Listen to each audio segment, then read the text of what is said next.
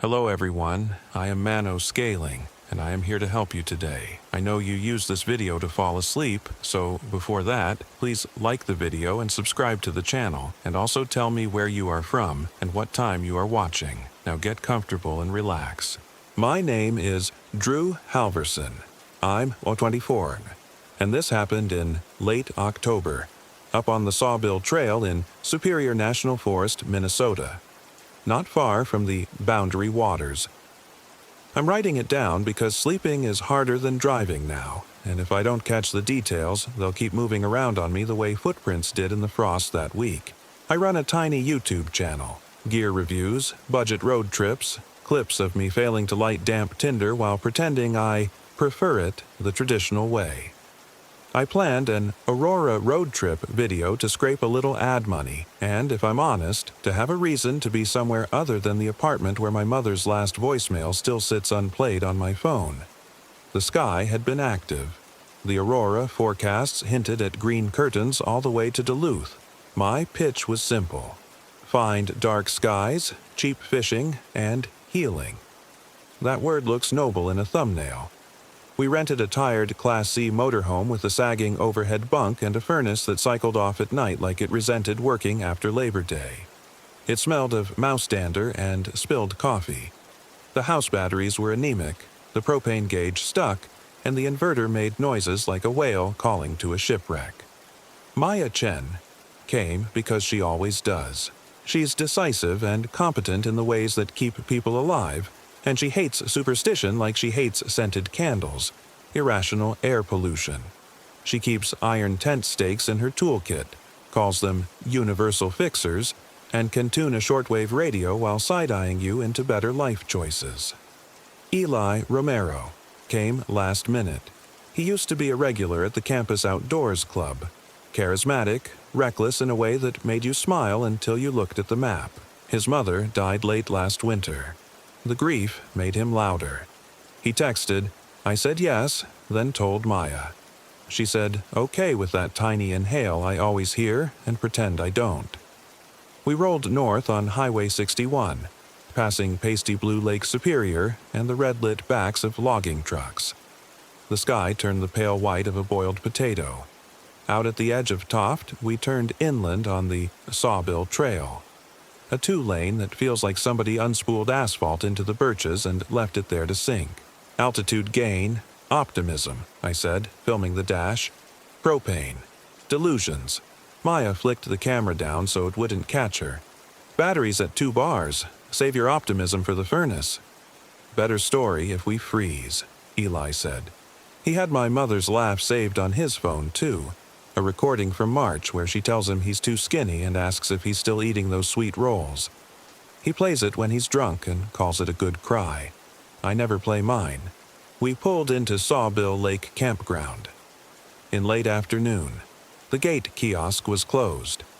On the faded map under plexiglass, someone had penciled "No names after dark" near the loop we picked. A note so light it could have been old or could have been written by a boring teenager yesterday. I filmed it and told the camera I loved a good prank. Our campsite looked into a stand of birch where the trunks were so white they glowed.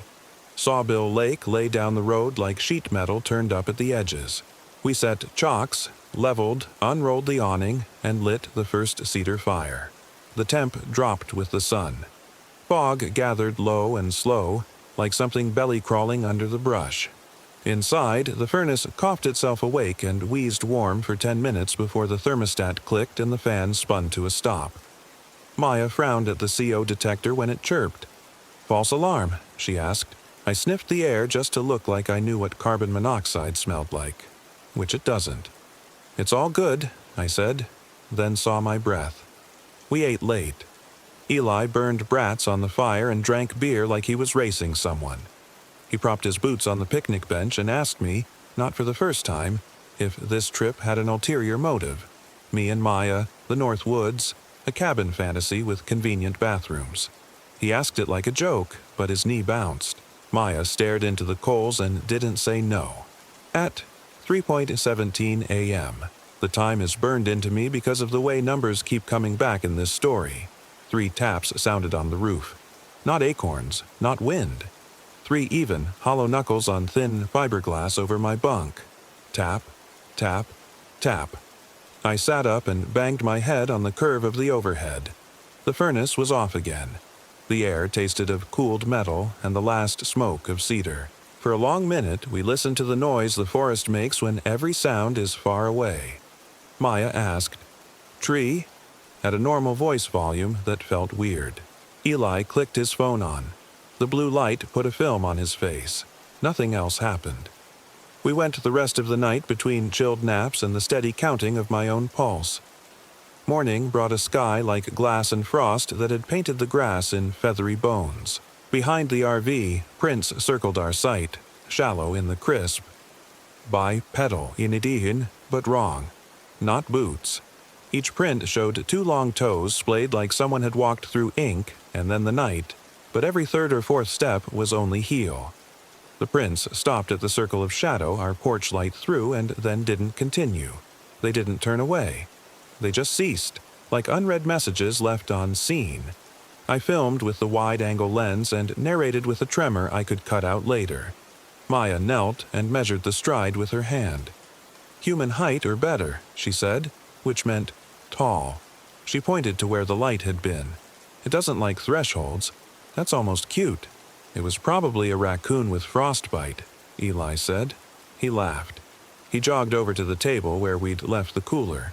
The table was empty. "Did you move it?" he asked. We found the cooler 12 feet up. A birch, jammed between 2 forks like someone had practiced for a bear pole and gotten bored. The lid had been chewed in a rough oval, the lip stringy with tooth marks. The meat we'd packed was still inside, barely gone off. The salt canister we'd brought, a yellow Morton cylinder, was gone. "Bears like salt," Eli said, though he didn't climb for the cooler. "Bears don't put things away," Maya said. The sweet, rotting smell arrived that night like something carried on a black dog's back. It laid along the downwind line and didn't move. We were all thinking of it, but no one said it until the tapping came again at 3:17. Tap, tap, tap. And a voice outside the door said, gently irritated, "Drewby, don't be rude. Open up." If you've never heard your mother's voice from behind a thin aluminum door in the middle of a forest where no one should be, I hope you never do. My mother called me Drewby until I was 16 and told her to stop. I haven't heard it since. The voice was exact. The warmth, the tilt, the amused scold. I closed both hands around the handle and held it down like that would keep things out. Maya's head came up from her pillow. Eli looked at me and then at the door. He whispered, "Dude," like he was watching a live stream glitch into something you couldn't unsee. I didn't answer. The furnace kicked. The smell thickened. We waited. The voice went away like a flashlight beam when you tilt it off a wall. In the gray morning, we went back to the kiosk just to make a joke of it. The pencil on the plexiglass was real, the light swirls of graphite mirroring the way frost grows on windows. "No names after dark," it read, in the kind of handwriting you use to leave yourself a reminder you'll forget. "I'm not playing," Maya said. "Not to us. To the forest, maybe, or to a memory we weren't in." By afternoon, the shortwave radio on the Dinette started catching a static that moved like fish under ice. If you turned the dial slowly enough, it sounded like voices straining through felt. Maya twiddled the knobs and swore at the ionosphere. Eli said he heard his mother saying, "Help me with the groceries, mijo," in Spanish. That line comes with a very specific shrug of the voice, a way Latina moms make a task both a request and a fact. He sat forward like someone had grabbed his coat from behind. We all listened. The static went a shade brighter and then dimmed again, leaving us pretending we hadn't tried to hear. We hiked toward the Siu landing, to see the lake and to look for something that would turn this into a rational story. At the far edge of a frozen puddle where a beaver had dragged branches across the trail, we found more prints. Far apart, longer stride than any of us. 2 toes, a narrow heel. They made a curve that disappeared under the shadow of a jack pine and didn't emerge. By the time we reached the lake, the light had sloped into that weird northern late where you feel both early and too late. Near the shore, half sunk and crooked, an ice fishing shanty stood, plywood walls painted blue once, roof tarred with strips of old shingles. It should have been on land. Instead, it had frozen into the first layer of ice like a trap. The door was open. Inside, someone had turned a parka inside out and left it like the shell of a thing with none of the thing left. A boot lay chewed near the little iron stove. Cedar ashes circled a burned spot in the floor. Bent iron nails pressed into the slush around the ring. On the wall, scratched into the paint with a hook or nail, someone had written, "Starve it. No names, no invites." I filmed and tried to make my voice sound like an explorer and not a kid repeating rules. Starve it. Starve it of what? Of salt? Of food? Of us? Back at camp, we made a plan. The way you write a contract with something that doesn't care whether you keep it. Silence protocol. No saying each other's names after sundown. No answering voices we don't see. We'd seal iron stakes, Maya's fixers, into the seams of the door and windows with gaffer's tape, wedge them in like crude lightning rods. Salt. Along the thresholds, if we could locate any. We couldn't. The cylinder from the cooler was missing, and there wasn't a store within sanity of our gas gauge. Cedar smoke. Burning in a coffee can set inside the metal fire ring. Maya said smoke changed air chemistry, and the placebo would help if nothing else. We'd kill the generator and the exterior lights and keep the engine warm so we could leave at first light if it came back. We even wrote it down, because people think writing is power, and for a second I believed that too. Do we call it something? I asked, and nobody answered because the names we had for it weren't ours to use. You're outsiders, an older Ojibwe man had told me once when I interviewed him about wild rice beds for a class project. You can listen. You don't get to lead the chorus. He said it without anger, a reminder the way a boundary or a rock face is a reminder. I held that sentence like a string between my fingers. It didn't make me safer, but it kept me from pretending I was in charge. The third night, the tapping came on schedule. 3, Xertin, on the microwave clock that blinked and kept time anyway. The odor lay against the RV skin until it felt like the smell was the night, and we were a pocket of different air resisting it. The roof creaked like someone walking along the box over the cab. I lay still and watched the glow from the instrument panel reflect in the window. Eli's bunk curtain rustled. He drew it back 2 inches. "Don't," Maya said. She didn't say his name. The Hikr-Kau detector chirped once, high and lonely. The voice at the door came again, a breathier version of my mother. Exact. Cadence. Exact sigh. "Drewby, don't be rude." Then a third knock, from the window over the dinette this time. 3 slow beats in a rhythm my body wanted to answer the way your knee answers when someone taps it. In the silence, right after, the shortwave sighed. On it, we heard a woman's voice, thin as paper and bright as a kitchen, say in Spanish, "Ayúdame con las compras, mijo. The blue bowl is in the pantry." The English phrase rode through like a piece of plastic in a river. It was a thing my mother used to say when we ran out of bowls for the sweet rolls. I have it recorded on my phone from a holiday 2 years ago. Eli has his own version, identical phrasing, but with his house sounds in the background. He flinched like someone flicked his ear. He whispered, "Mama," before clapping his hand over his mouth. The smell surged. The alchemy of it turned cedar from comfort into something medicinal and inadequate. The handle of the door clicked. It turned a degree under my palm and stopped against the latch. Eli stood. He was moving before he meant to, like a sleepwalker that you call to and they turn but don't wake. He put 2 fingers on the latch and slid it. You'd be amazed how much a thin aluminum door feels like a mouth opening. He cracked it 2 inches. From that gap, a coldioun poured in that wasn't air. It had weight and a texture like dry ice vapor. The voice came from outside and somehow from the seam in the wall. Exactly. his mother, and also something breathing through a bottle. "Ay, mijo, help me with the blue bowl."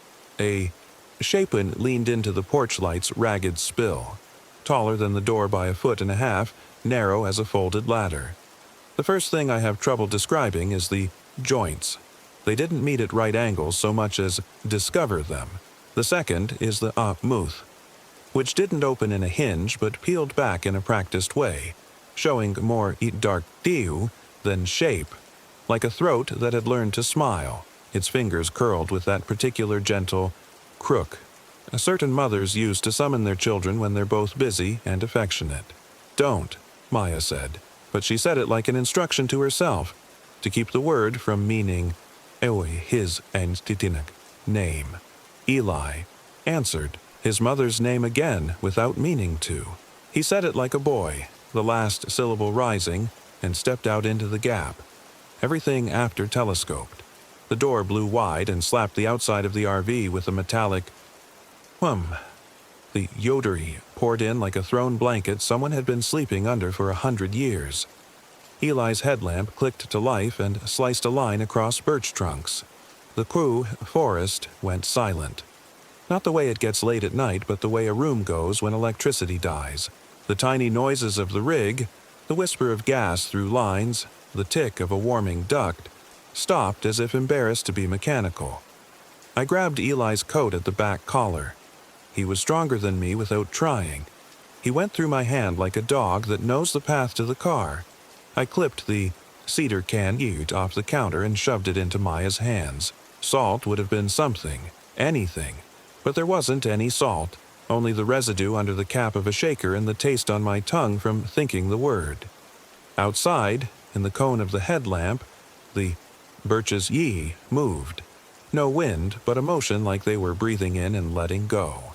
My breath didn't fog in front of me. It went sideways and flattened into the beam like steam under a hood. The sweet root thickened, and under it a dryness, like the smell a freezer makes when it burns you. There were prints.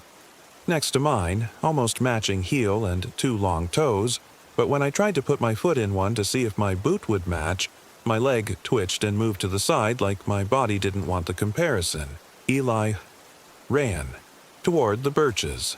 He called her name a third time and then stopped suddenly like a toy with the string pulled all the way. He lifted his left hand, held it out like he was reaching for a bag of groceries, palm up, open, waiting for weight. Something touched his wrist. He jerked, and I saw marks appear as if iron had pressed him. 2 oval fingerprints on the skin, reddening to white, then back again, then brimming frost around their edges like a drink sweating in summer. "Eli!" I yelled. The name leaped out of me and landed like a detonator. I heard it hit the air. The shape leaned into his light again, never stepping fully into vision, always just beyond where your brain can attach a weight to things. A hand reached, thin, the fingers too many or too long. Eli made a noise like my name shouted backward. He stumbled. I lunged and caught his hood. Maya flung the cedar rock into the fire ring and lifted the entire metal ring to tilt the smoke between us and the door, and for a second, the air changed. The sweet rot thinned to something I could breathe around. The shape stepped back the way an animal does when something they don't like burns. "Inside," Maya said, her voice thin, her hands steady. "Now." We hit the door at the same time. I shoved the stakes deeper into the seams, hard enough to split knuckles. The generator was already off. The furnace, traitor, breathed and died. I twisted the key in the ignition. The engine coughed, caught, and shivered like an animal that wants to sleep more but will go if you promise food. We moved. The washboards. On the gravel, hit in a rhythm like a heartbeat that isn't yours.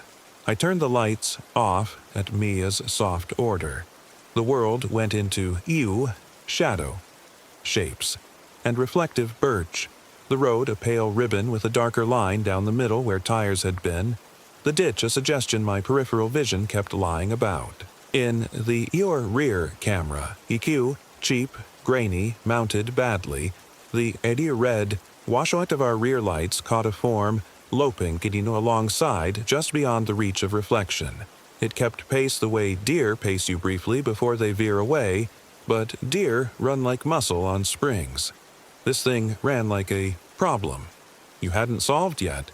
It kept exact speed, without the bob of a body, at the edge of its too wide mouth.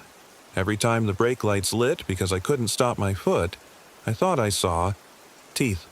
Not many, just two too long, like a fork. Someone had bent and sharpened. We reached a narrow bridge, just a span over a gully, the kind with no railings because the road didn't have budget for that. Something landed on the box over the cab. The roof dipped a handspan. Nails screamed. The windshield crazed, a spiderweb at the top edge. The weight moved, then settled, testing. Maya shoved the fire, coffee can, and all into the footwell. Cedar smoke bloomed into my face, made my eyes leak. She fumbled a stake-on up and pressed it against the dash seam, like she could iron the air itself. "Don't stop," she said. "Whatever you hear, don't." "What do you mean, whatever?" I started, and then the voices came. My mother. First, right ear. "Drewby, don't be rude." Eli's mother, left ear, the warm impatience she used when we visited and she had things to do. "Mijo, help with the groceries." My voice. Everywhere, pleading and precise. "Stop the van." It took all of the vocabulary I ever learned for panic to keep my foot on the gas-y. The bridge went under us, the tires making that hollow hum a bridge has. The weight on the cab tensed, then slid backward like somebody learning roller skates. The box seats groaned and popped a seam. The thing's mouth noise hit the windshield in a hot fog that froze into delicate rhyme and then flaked away into the cabin. That was wrong too, the way salt looks when it crystallizes off a rim and then melts on your tongue. I tasted it and felt my molars ache. On the far side of the bridge, the road should have widened, but the birches leaned in like they were listening. I wove through them with the stupid grace of an amateur and kept my eyes on the lightless road. I did not look in the teacher mirrors. I did not look at my mother's face or Eli's, because I had seen both inside the mouth of something that used them like tools. Ahead, the Iskidoed got a notch lighter. Not sunrise yet, but the suggestion of it the way you know a word is coming when someone's mouth makes the beginning shape. The odor, Ainken, thinned. The crew roofin sprang back an inch. The voices slipped off my ears like a headset pulled away. By the time we hit the first lit intersection at the edge of Tofty, my hands were locked around the wheel hard enough that the skin along my thumbs made white slivers. I stopped at a gas station we couldn't afford and let the engine run, not because I thought we needed heat, but because it felt like a heart. We checked Eli's wrist. 2 perfect fingerprints burned into the skin, a pale ovals with frost still around them that didn't melt right away. When I touched them, he hissed. We asked him what he remembered. He said, "I heard her ask me to help with the blue bowl," and then stopped like a tape had reached clear plastic. In the daylight, the RV looked normal if you only ever pictured normal Seedum. From 10 feet away.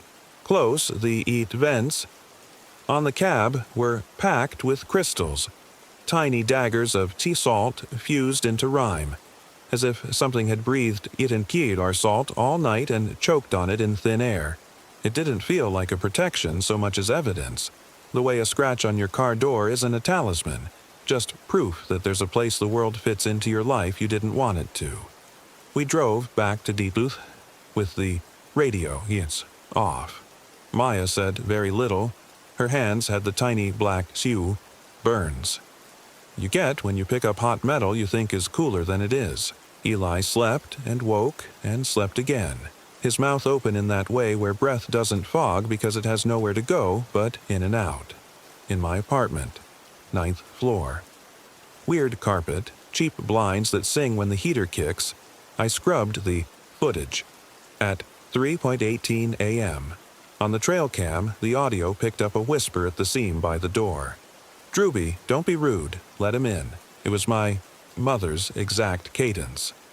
Less than a comma off, but under it a dry rasp like someone in an oxygen tent had breathed out to make the syllables feel familiar. I put the footage into a folder named Norora, Road Trip Rejects, and dragged it to the trash. My finger hovered. I gave it back to the world like a meal I couldn't keep down. Deleting something should feel like power.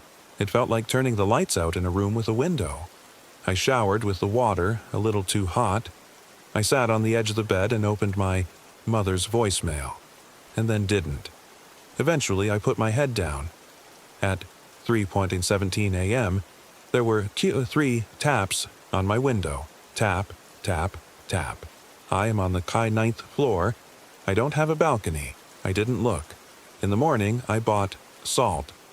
1 bag for the doorstep, 1 for the windowsills. I jammed an iron stake in under the door the way a bad hotel taught me to when I was 19 and thought survival could be solved with hacks. I texted Maya, no name, and Ely, no name, good day, and you okay? And we sent each other nonsense emojis for a while like children who don't know where to put their hands at a funeral. At noon, I walked down to the lake. The air here carries a kind of clarity that doesn't come with comfort. People think the opposite of fear is calm. It isn't. It's precision. How and where and when. 3:17 a.m. 2 long toes. Cedar. Iron. Salt. No names. No invites. I bought cedar shavings from a craft shop where a woman asked what I was building, and I said something to burn, and she said, same. And we laughed like liars. I went home and put a pinch of salt hawk in my pockets, the way my grandmother did when we went to church and she didn't trust that the world would leave us alone for an hour. That night I slept on the floor because the bed makes your body vulnerable in a way I couldn't stand. I took the battery mew out of the clock, then put it back in, because I wanted to know when, if it came. I turned my phone face down and then back up. I am a man who does not believe in anything he cannot film, except I do now, and I will not film it because if I look at proof, I will have to play it back. 3:17 a.m. Again. 3 taps. I tried my mouth with no. The word shook itself to pieces in the air and fell before it hit anything. The smell that came wasn't much, just a thread used of sweet rot, like someone opened a jar somewhere down the hall and then closed it again because they couldn't stand it either. Drewby, my mother said through the glass, warm and fond and half annoyed. Don't be rude. It isn't her. It is? Both of those things can be true. I swallowed, and it felt like swallowing a small stone, smooth from a river. Not tonight, I said to the window, to the see me of the world where air tries to come in around the sash. I have nothing for you. Silence. Then a breath, the sound of teeth touching, a small rearrangement of someone's face outside a 9th floor pane. No footsteps, no scrape, just the air returning to the place it always was when I didn't think about it. You learn rules as a kid. Don't touch the stove. Don't run in socks on tile. Don't go with a stranger. You learn others later and call them superstitions because you want to believe there are no strangers left. No names after dark. No invites. Starve it. Iron. Salt. Cedar. It's not faith if you know exactly what you're doing. It's a Zamaran Hidani manual. I don't sleep much. When I do, I dream of birches, and the way frost can make a window into a rib cage. Sometimes I wake at 3:17 without the taps and feel grateful the way pain makes you grateful for an ordinary day. Sometimes the UO detector chirps, and I change the battery even if it's new. We don't talk about it with words that people can search for. When I ask Maya if she's okay, she sends a picture of a tent steak shining clean in her sink. When I ask, Ili Ian, he sends a photo of his wrist. The mark's gone, skin smooth, like nothing ever held him, which is not true and never will be again. It's October. In my head most days. The road north is a dark ribbon thrown into light wood. Sawbill is there whether I go or not. If I make the video, it'll be about the aurora. We didn't see. I'll call it something like Chasing Light and put on a thumbnail face YouTube will understand. When people ask for advice about camping in cold weather, I tell them to check their furnace and to carry extra salt and a little cedar. I tell them to be kind to the people they invite into the dark with them. I do not tell them not to say each other's names at night, because that sounds like superstition, and it is, and it isn't. If you camp up there and you hear 3 taps in overhead when the frost grows bones across the grass, you don't need to message me about what it means. You already know. The instructions are both complicated and very simple. Don't open, don't answer, don't feed what's starving. And if you hear your mother on the other side of the door, you can love her and still keep it closed. Both of those things can be true. I am trying to make a life inside that truth. This happened in late October. I am 24. My name is Drew Su. The next time the tips come, I'll try not to be rude. I'll try to be exactly as rude as I have to be still be here in the morning. Story 2. My name is Jess Rivera. I'm 29. This happened in Kaibab National Forest, Arizona, east of Jacob Lake off a spur of Forest Road 611, during the Perseids in mid-August. We climbed all afternoon in Nate's beat-up Class C, the one he swore just needed highway miles to clear its lungs. US 89A unspooled ahead of us in red dust and bright sky, the ponderosa pines turning the wind into quiet surf. Liv rode shotgun with a camera in her lap and her bare feet on the cracked dash, her hair in a messy bun. She'd been quiet even for Liv, watching the sky the way someone watches a dog door waiting for a cat to come home. "You think the generator's going to behave?" she asked without looking at me.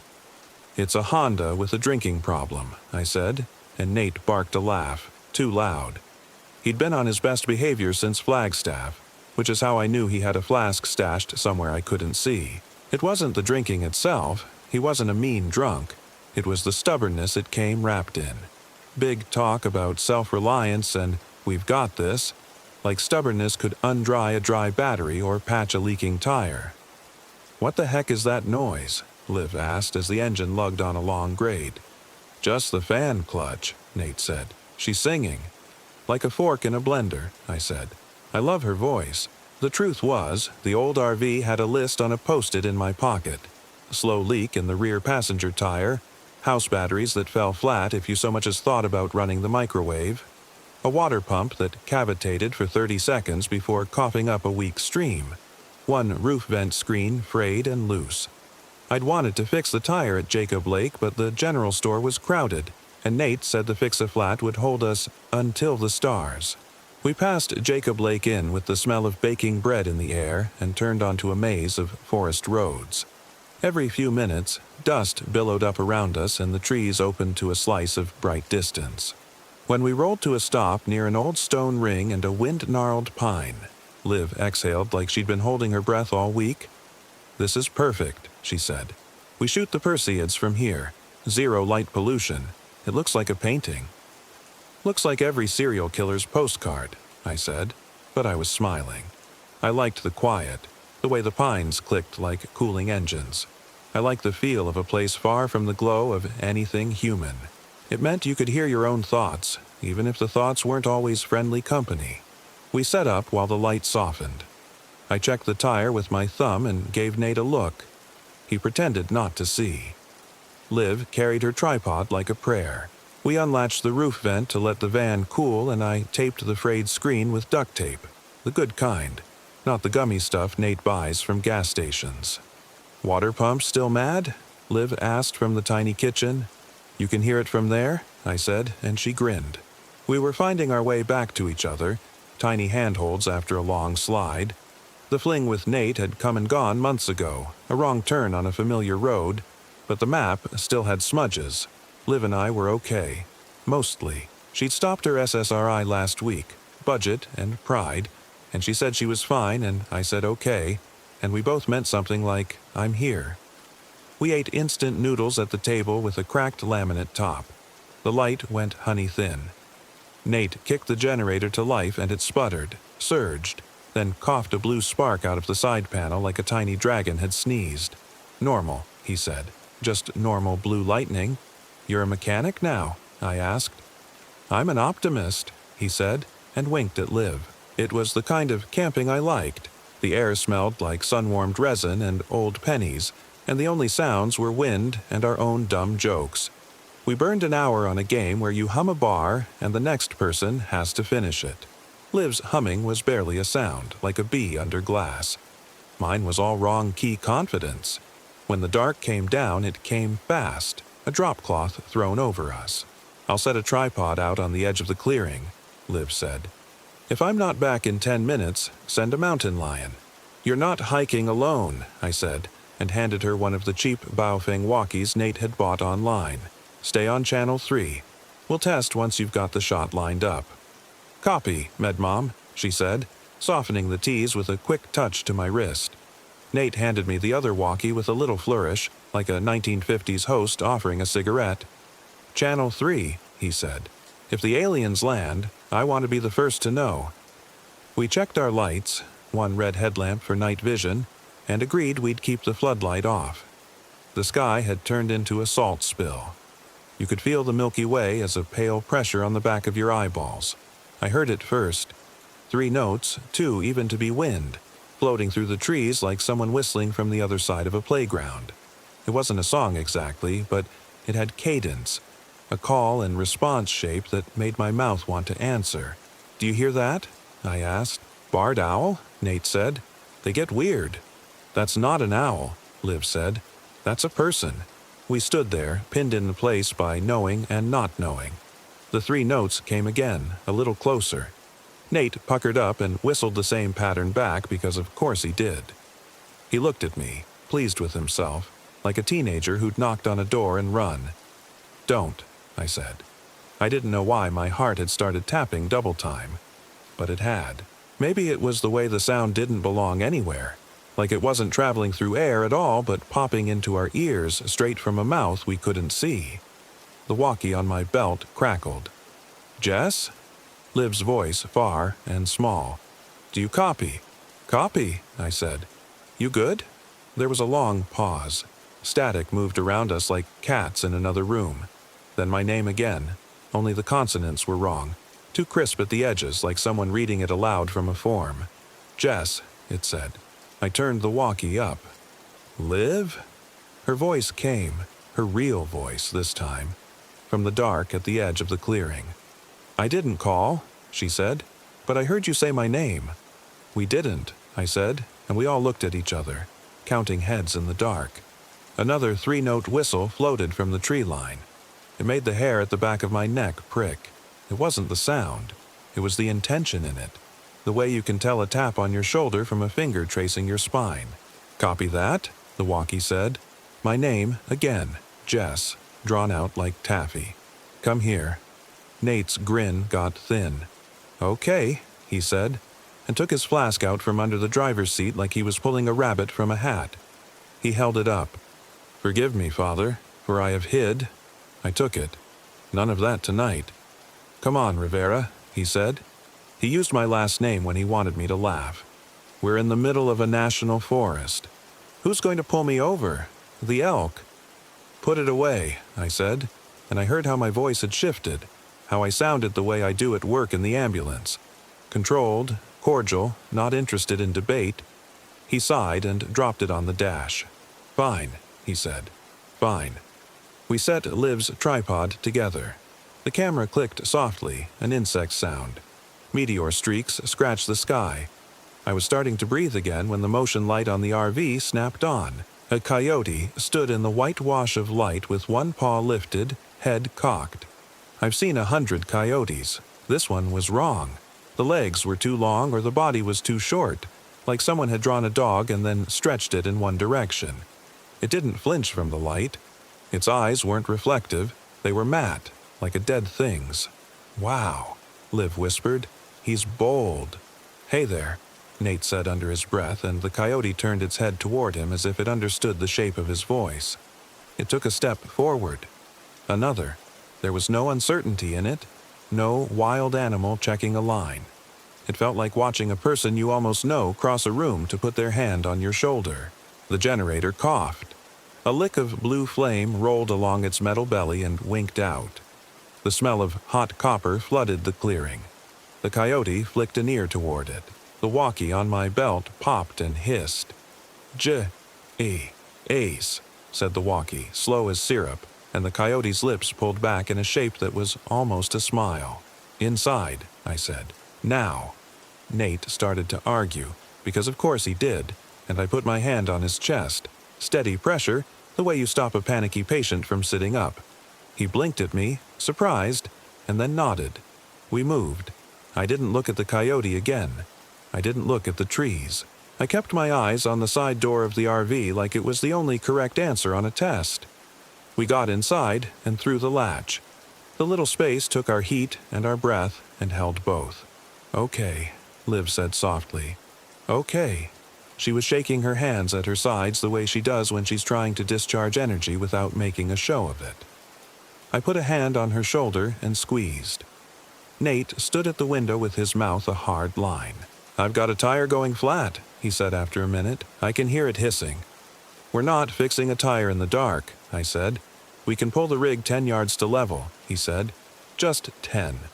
"Not tonight," I said. "Wait for dawn." The generator sputtered and died. The RV dimmed like a heartbeat. In the sudden quiet, the 3-note whistle came again from very close, answered by a second one from farther off, like we were between. "Did we pass a ranger station on the way in?" I asked. "An info board?" "Back near the turnoff," Liv said and rubbed her arms. It had a flyer about fire restrictions, and something handwritten pinned over it. "Remember?" I did remember. A piece of lined paper in a plastic sleeve, duct-taped crooked to the bulletin board with a pencil scrawl. "Don't whistle at night. Don't say your own name out loud. Don't follow a voice you can't see." I'd taken a picture because I thought it was a joke. Now the picture felt like a rule book I'd skimmed. "We use nicknames," I said. "Inside and out. No names, no whistling. Hand squeezes instead of talking if we have to go out." "Copy," Liv said and squeezed my fingers once, twice. Nate rolled his eyes, but he nodded. "Fine," he said. "I'll be Ace. You be..." "What, Doc?" "Doc works," I said. "Camera girl?" "Rude," Liv said and smiled for real this time. "I'll be..." "Cricket. Cute," Nate said. "Cricket it is." The walkie clicked. "Doc?" it asked in my own voice, and I set it on the counter like it had burned me. We killed the motion light and sat with one red headlamp between us. We didn't say our names. The night pressed its face to the windows. Around 1 a.m., I heard the roof vent rattle. It wasn't the wind, it was too patient for wind. A small, careful series of sounds, screw turning, metal flexing, the gentle rasp of something testing the screen. I stood on the dinette cushion and put my palm to the vent cover. Under my hand, the plastic trembled. Not randomly, the way it trembles when someone touches it from the other side. "Duct tape," I whispered, and Liv passed me the roll without looking away from the ceiling. I taped every seam I could reach. Then I killed the red light. We sat in the dark and counted our breaths. It wasn't just us in there. I don't mean physically.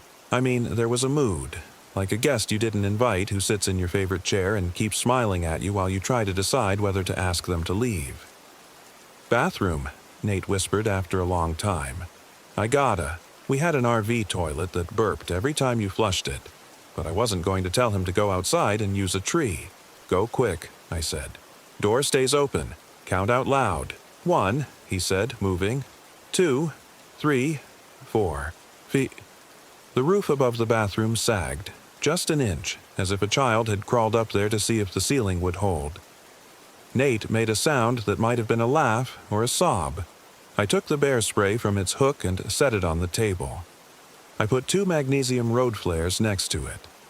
They were holdovers from some storm kit, never meant for forests or predators of any kind, but they were heat and light, and we needed both.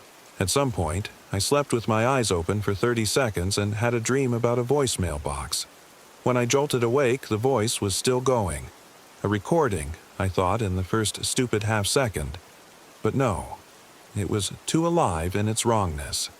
It was Liv's mother's voice, word for word from the voicemail Liv had once played for me on a night she missed home.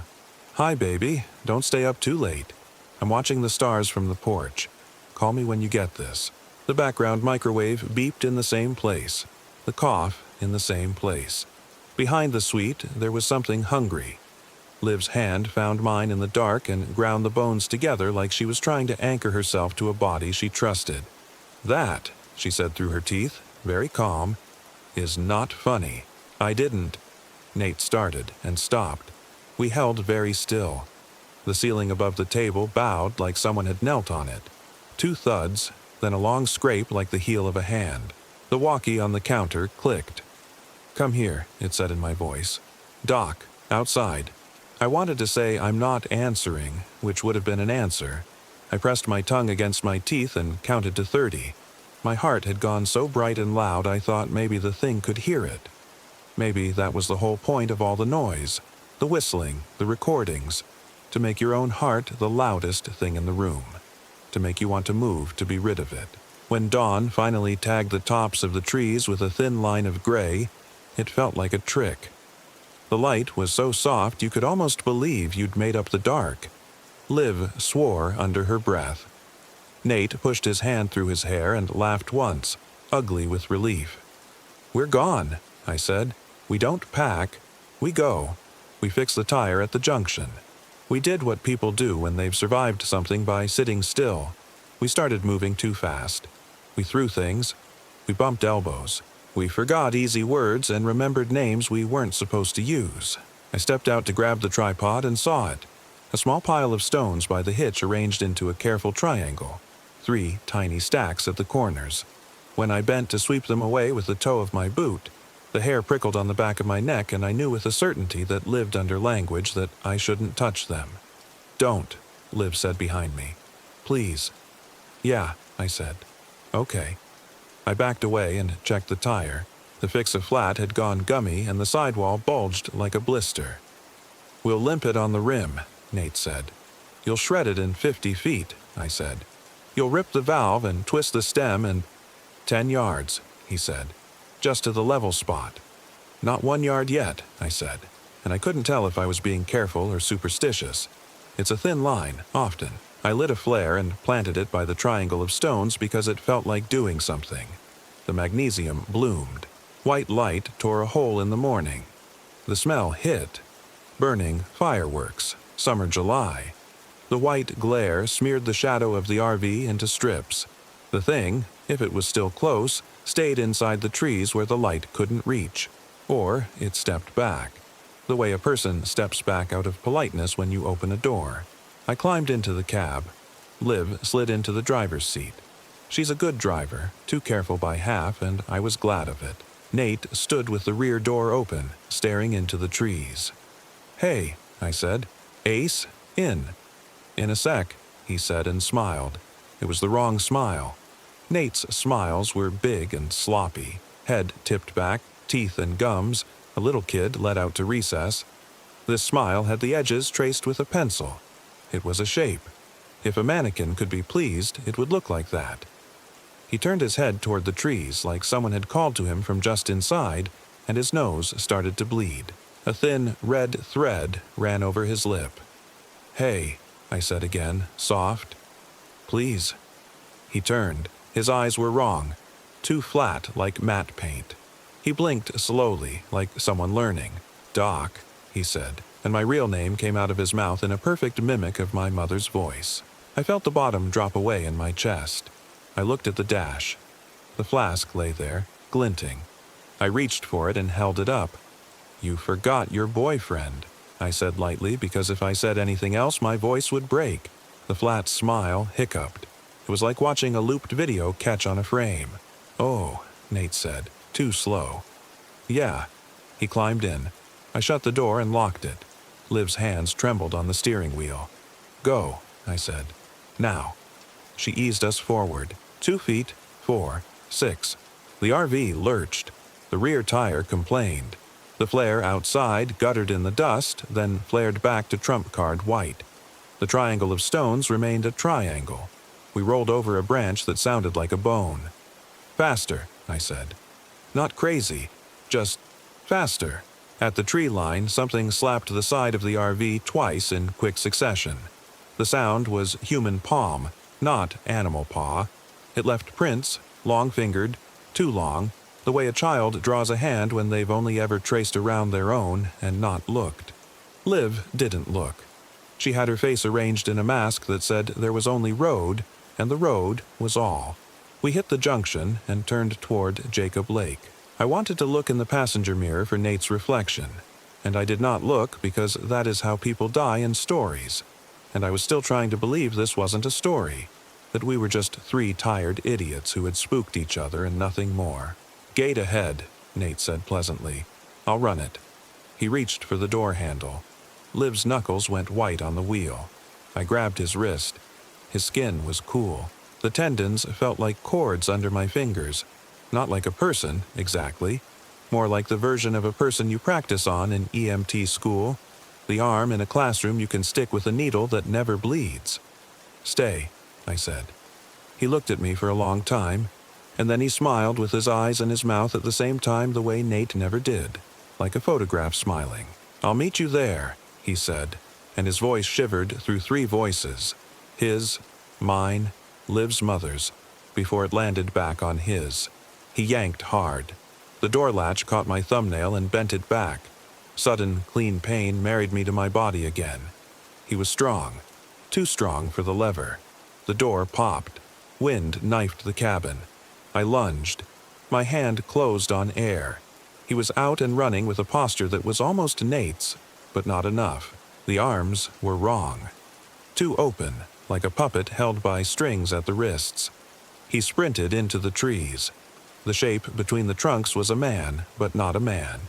It was like watching a shadow through heat shimmer, edges swimming, definition dissolving at the places a person is most human.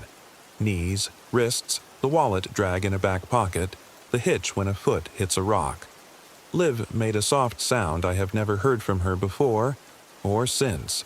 A sound a rabbit would make if it knew what was coming. I grabbed the door and slammed it. The wind became a small thing again. Go, I said, and she went. I don't remember the next mile. Or I remember it in the way you remember looking down into dark water and seeing something pale rush away. The sense, not the picture. A coyote crossed in front of us, loping sideways, looking not at the road but at me, and its mouth opened like a laugh. The walkie on the counter breathed in and out as if it had lungs. The trees were tall and as regular as teeth, and we were inside their mouth. We hit pavement, and the RV stopped feeling like a boat. Then it lunged. We were moving too fast for the road and not fast enough for the fear. Jacob Lake Inn rose like a ship in harbor, solid, human, with a parking lot and the promise of bread and a bathroom with tile on the floor and someone else's light switch. Liv pulled in too sharply and the rear swung wide. We jolted to a stop angled across 2 long vehicle spaces. The engine ticked. My hands hurt. I realized I'd been squeezing the bear spray so hard the plastic had pattern printed my palm. We sat there a moment. People walked in the distance, tiny and bright as birds. An old couple pointed at our RV and smiled like they were remembering road trips. An employee pushed a broom. Somewhere a screen door said, "Yes, I am going to close now." No one was running. No one was trying to warn us without seeming like they were trying. The world had kept doing what it always did, which is the scariest thing in the world. No names, I said, because the rules don't end when the edge of the forest does. Please. Liv nodded once. Her eyes were wide and dry. She found her phone in the cup holder and held it like a compass. Bars bloomed at the top, little miracles. My phone buzzed with dumb city loyalty. Weather, discount pizza, a reminder to hydrate. I dialed dispatch and my voice was calm, like I was calling in a transfer. "We broke rules we didn't understand," I said when the park operator asked what was the nature of the problem. "We need search and rescue." I gave them the turnoff, the mile markers, the whole breadcrumb trail. I didn't say anyone's name. When they asked, I said, 3 of us, 1 missing. We waited with the doors locked. A family in matching Grand Canyon shirts posed by their SUV and left. The employee with the broom kept sweeping the same patch of concrete. Something relieved in me at the thought that he had a job you finish only when you decide you're done, not because a clock says so or a device beeps. Dust moved on the windshield in a lazy snake. We weren't moving. There wasn't wind. But the dust traced letters anyway, faint at first, then clean. It wrote, "You answered." I picked up the wiper control and then put it down. Let it write, I thought. Let it show itself in the only way I can bear to see it. The letters held. Liv took a photo and then deleted it, and then took another one, as if the next picture would be less true than the first. We told the rangers everything but the names. We told them about the whistling and the coyote and the reverse look of things, like something that had read a manual on how to be a coyote and gotten bored halfway through. We told them about the roof vent and the recordings and the stone triangle and the way the voice on the walkie had learned our slang faster than a human would. One of the rangers was very young and trying not to look scared. The other was older and looked like this was not her first time taking a report like ours. She asked questions like a nurse, precise, focused on rules and outcomes. When she finished, she didn't say "you're crazy." She didn't say anything about the word people use for the thing we're not supposed to say unless it's ours to say. She said, "Don't go back today. Don't go back tonight. We'll call you." "Will you find him?" Liv asked, very small. "We'll do our best," the ranger said, which is the only answer you can ever trust. We got a room because it felt obscene to drive after that. The bedspread was a pattern of red and tan diamonds. The walls were heavy logs. The lamp by the bed clicked when you touched its stem. I took a shower and cried without making a sound. Liv sat on the floor with her back to the bed and her knees up and pressed her palms to her eyes until little sparks danced there. "What if?" she said and stopped.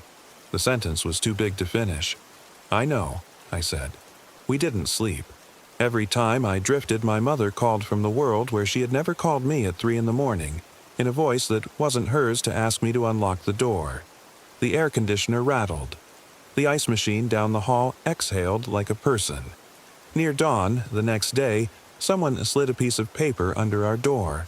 It wasn't from the rangers.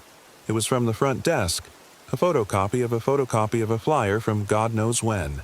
"Don't whistle at night," it said in big black letters. "Don't say your own name out loud. Don't follow a voice you can't see." Somewhere along the bottom edge, in faint pencil, someone had added, "If you answer, it knows you. If you answer, it will wait." We checked out when the sun was a bright penny in a blue sky. At the curb, the long handprints were still ghosted on the RV's side panel, pale smears where someone had wiped dust to look for a message and found none. A maintenance guy with a hose asked if we wanted a rinse to get the mud off. I said, "No, thank you." We drove back toward Flagstaff because you have to drive somewhere. The road fell away under us and the trees gave way to brighter country, and if we had wanted to, we could have pretended it was over. But the truth is, the thing that knows your name doesn't have to be in the trees to find you. It can stand anywhere. It can stand in your bathroom while you brush your teeth. It can sit in the passenger seat and watch the mile markers go by. It can call from a number you've saved because it mimics affection the way it mimics a walk. Almost right, just wrong enough to pull your bones sideways. I don't know if Nate died. There was no blood, no body, no note. Search and rescue called us every day for a week and then once a week for a month. And then not at all. The ranger with the nurse's voice left me one last message that said, "I'm sorry." That was all. Sometimes late, my phone lights up with an unknown number and a voicemail arrives without the phone having rung. When I listen, it's only wind and then a sound like a smile, and then a voice that says my name the way my mother used to say it when I was in trouble and the house was quiet for the first time all day. Jessica. I delete it, and then I change my number, and then I change it again. Here is what I know. What I wrote on a postcard to myself and taped to my medicine cabinet because I don't trust forgetting. Do not whistle at night. Do not say your own name out loud. Do not follow a voice you can't see. Do not split the group. Never, ever answer when it uses your name. Here is what I don't know and carry anyway, like a stone in my pocket, cool and heavy and real. Whether answering once means you have to run forever. Whether the road to the North Rim is long enough to put distance between your name and the mouth that wants to use it. Whether anyone who loves you can ever give you back the part of your name you gave away. On some afternoons when the light is a particular gold and the air smells like resin and old pennies, I stand in my apartment and pretend I'm hearing a generator cough and throw blue sparks. And the pretending is so good I almost smile. Then, clear as glass tapped with a fingernail, I hear 3 notes from somewhere I can't pin. Living room, kitchen, just behind my left shoulder, and every part of me goes still. I don't answer. I count. I breathe. I hold my own hand and squeeze once, twice. I look out the window and pretend I can see all the way to the wind-gnarled pine east of Jacob Lake, where the ground is still marked by a wheel rut and 3 small stacks of stones that remember us the way we remember them. Imperfectly, hungrily, forever. When people ask why I don't camp anymore, I tell them I burned out on sleeping bad. When they ask what happened to Nate, I say we lost touch. Because loss is a word with good manners that doesn't knock anything over when you set it down on a table between you. When they ask if I ever go back to the Grand Canyon, I say yes, sometimes. The South Rim, the safe rim with other people around, and gift shops that sell kettle corn. I buy a bag, and I throw some to the ravens, and they hop sideways and cackle, and their voices are wrong, but the wrongness is theirs, and I can live with that.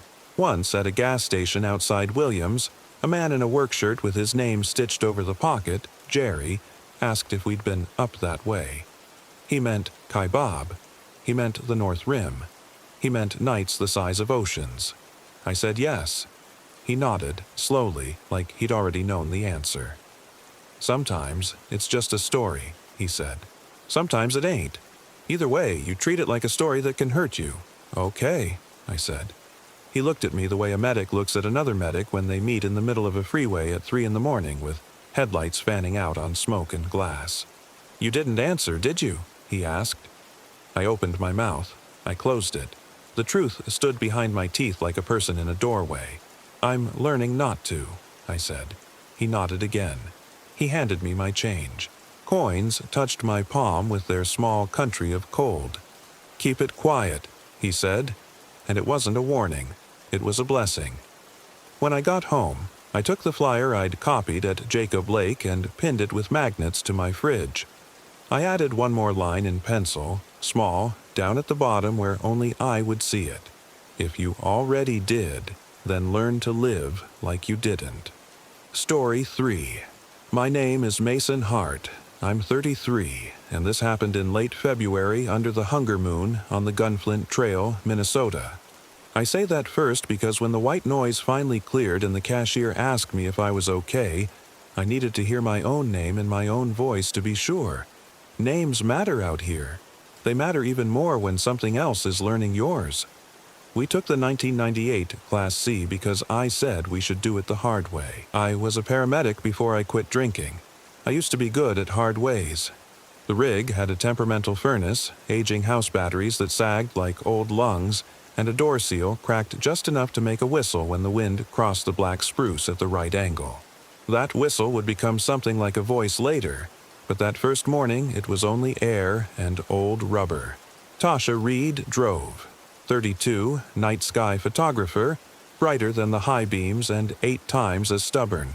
We told ourselves it was about the moon, how it would lift orange and huge over Saganica Lake if the sky held. But we were both chasing other things. She wanted a shot that might sell. I wanted to prove one winter could pass without me screwing up anyone's life. 2 nights, she said, tapping the dash, gloves squeaking against the faux leather. We sleep under the hunger moon. We boondock like kings. We crawl back to Pie and Grand Marais on the 3rd morning.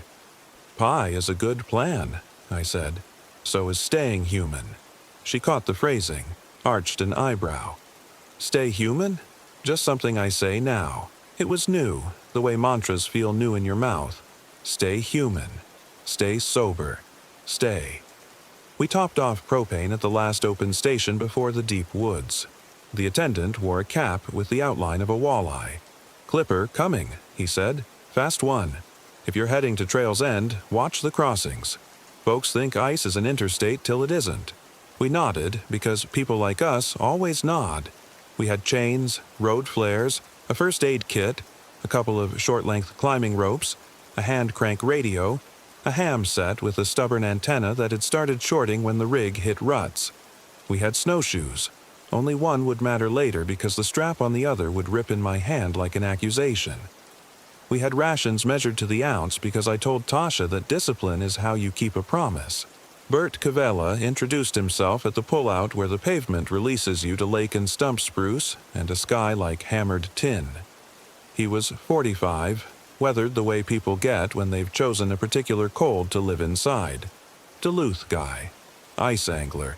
He had a thermos that steamed like a small factory and a bell rig on his tip-up that chimed like a wind-up music box. "You folks running up to Saganaga?" he asked. "Trail's End," Tasha said. "I'm shooting tonight. Aurora's a maybe. Moonrise is a lock. Moon can make you honest," Bert said. He meant something with that, but I didn't ask what. People like me used to ask questions as if answers were morphine. Now I tried to let words be what they were. We followed the Gunflint Trail north until the road thinned to a white ribbon, then thinner. The spruce grew close, branches stitched with sideways snow. The parking area at Trail's End looked like it had been abandoned between breaths. We pulled up near a drift hard as a wall. Tasha cut the engine. 2 nights, she repeated, more to herself than me. We set the rig as best we could. The furnace coughed awake, burped, then settled into a growling grudge. The house batteries took a charge off the alternator and then gave it back as sulky voltage. I taped the cracked door seal with duct tape and warmed the tape with my breath so it would adhere. It still whistled, but the pitch changed, and changing the sound made me feel like I'd done something. "You hover," Tasha said gently as I circled the rig a 3rd time to eye the stabilizers to make sure the jacks had bit. "I prepare. You hover when you're nervous. And you go quiet when you're about to take a stupid risk," I said. She smiled without showing teeth. Then we've both told the truth. We ate, a careful algebra of calories because we wanted to test ourselves. She took her camera out to measure exposures and walk the shore like a person balancing a dream. I tuned the ham. The antenna popped and hissed when the wind hit it just right, then stuttered back to life with a crackle and a faint station from Thunder Bay that came and went like breathing. The first night sharpened in the way winter nights do when every sound is its own small creature. The furnace kicked. The whistling stopped. Snow ticked off the fiberglass roof like tossed salt. Around midnight, Tasha crawled into the overcab bunk with a grin. "Cloud ceiling's thinning," she said. "If it breaks, we'll get bands." "Wake me," I said. "Or don't." I didn't want to hover, but my body was all old habits. I lay with boots on, jacket zipped, listening for the antenna's whine. We must have dozed the way trail people do. One ear open, one eye. I woke with the old certainty that it wasn't my turn to be asleep anymore. The furnace had dropped 2 notes lower. The clock on the microwave had reset to 12 Cold had a smell. Tin and pine and something else like cloth singed by a light bulb. I lifted the shade. The window breathed a small cloud I didn't make. 4 letters traced themselves on the inside of the glass. Not slowly, not fast. W-A-R-M.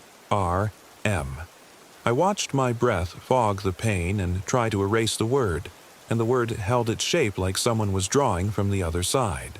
I put my palm to the frost and felt cold. Not the understandable cold of winter against glass, but a chill like a dentist's needle. A cold that hummed in the fine bones of my wrist. I wanted to wake Tasha and say, "Look." I wanted to say, "It wrote to us." Instead, I did what recovery had taught me. I waited and I named things I could see. Window, frost, tape seam, my hand, the word. The word wasn't a message for both of us. It was coaxing. I let the shade fall. In the morning, there were tracks around the RV. Not the kind that make you pull a field guide and guess if it's a fox or a coyote or a dog with long nails. These began as deer. Neat twin crescent prints that stepped with indecent precision. Halfway around the rig, they changed to bare heels. Human. Smooth. No toes. No front of the foot. Just the lunar print of a heel pushing down, like someone dragging themselves backward. Tasha's camera clicked before she said anything. When she did, it was soft. "That's a joke, right?" "I don't know how to make that joke," I said. "Maybe a prank." "Everything human out here is a long way away." She crouched and put 2 fingers to one of the heels as if taking a pulse. "I hate that they're warm," she said. We met Bert again at the edge of a pressure ridge that had buckled like a knuckle under the wind. He wore a hat with ear flaps now and had added a different bell to his tip-up, a lighter one. He poured coffee without asking, and we took it without saying thanks because coffee is beyond thanks when you are this cold. "You see anything thin out there?" he asked. "Thin, like a starving horse, but upright. I'm not fishing your fear. I'm fishing perch." "Tracks," Tasha said. "Weird ones." Bert nodded in that way people do when they want to approve and warn at the same time. "You hear clicking, like teeth, on the radio?" I asked, surprised. He glanced at my rig. "On whatever speaks." We looked toward the spruce and didn't speak because speaking about it in daylight felt like giving it permission to rehearse. Late morning, we found a wolf's carcass at the edge of the lake trail. Chest hollowed. No torn fur, no mess, no blood. And maybe that was the worst part. The snow under it had melted to a gloss as if someone had set a hot skillet there and lifted it away. The ribs steamed in air that was well below freezing. I felt heat on my shins. "Nature," Tasha said unconvincingly. "Something eats something. It's what it does." "Nature makes a terrible chef," I said. She laughed, then clamped her mouth on it. We stood there pretending we knew the rules. Back at the rig, the hand-crank radio coughed like a smoker and then cleared its throat with a single word that wasn't a word. "Tra," it said, and then, a half-beat late, "D." We both turned to it as if it had tapped our shoulders. Tasha cranked the handle too hard, flustered, and the little dynamo hummed frantic. The voice came again. Voice, not voice. A cadence with familiar wear in it. Not mine. Not Tasha's. It reminded me of the voice she used when she was trying not to be sharp with me. "Trade," it said with the wrong stress. Then, in a chittering that was not static, a series of clicks like someone tapping molars with a spoon. The hair on my arms lifted under my jacket. "Off," I said, too loud, and the little radio was suddenly a small, mortal, blessedly stupid thing that clicked and went dark.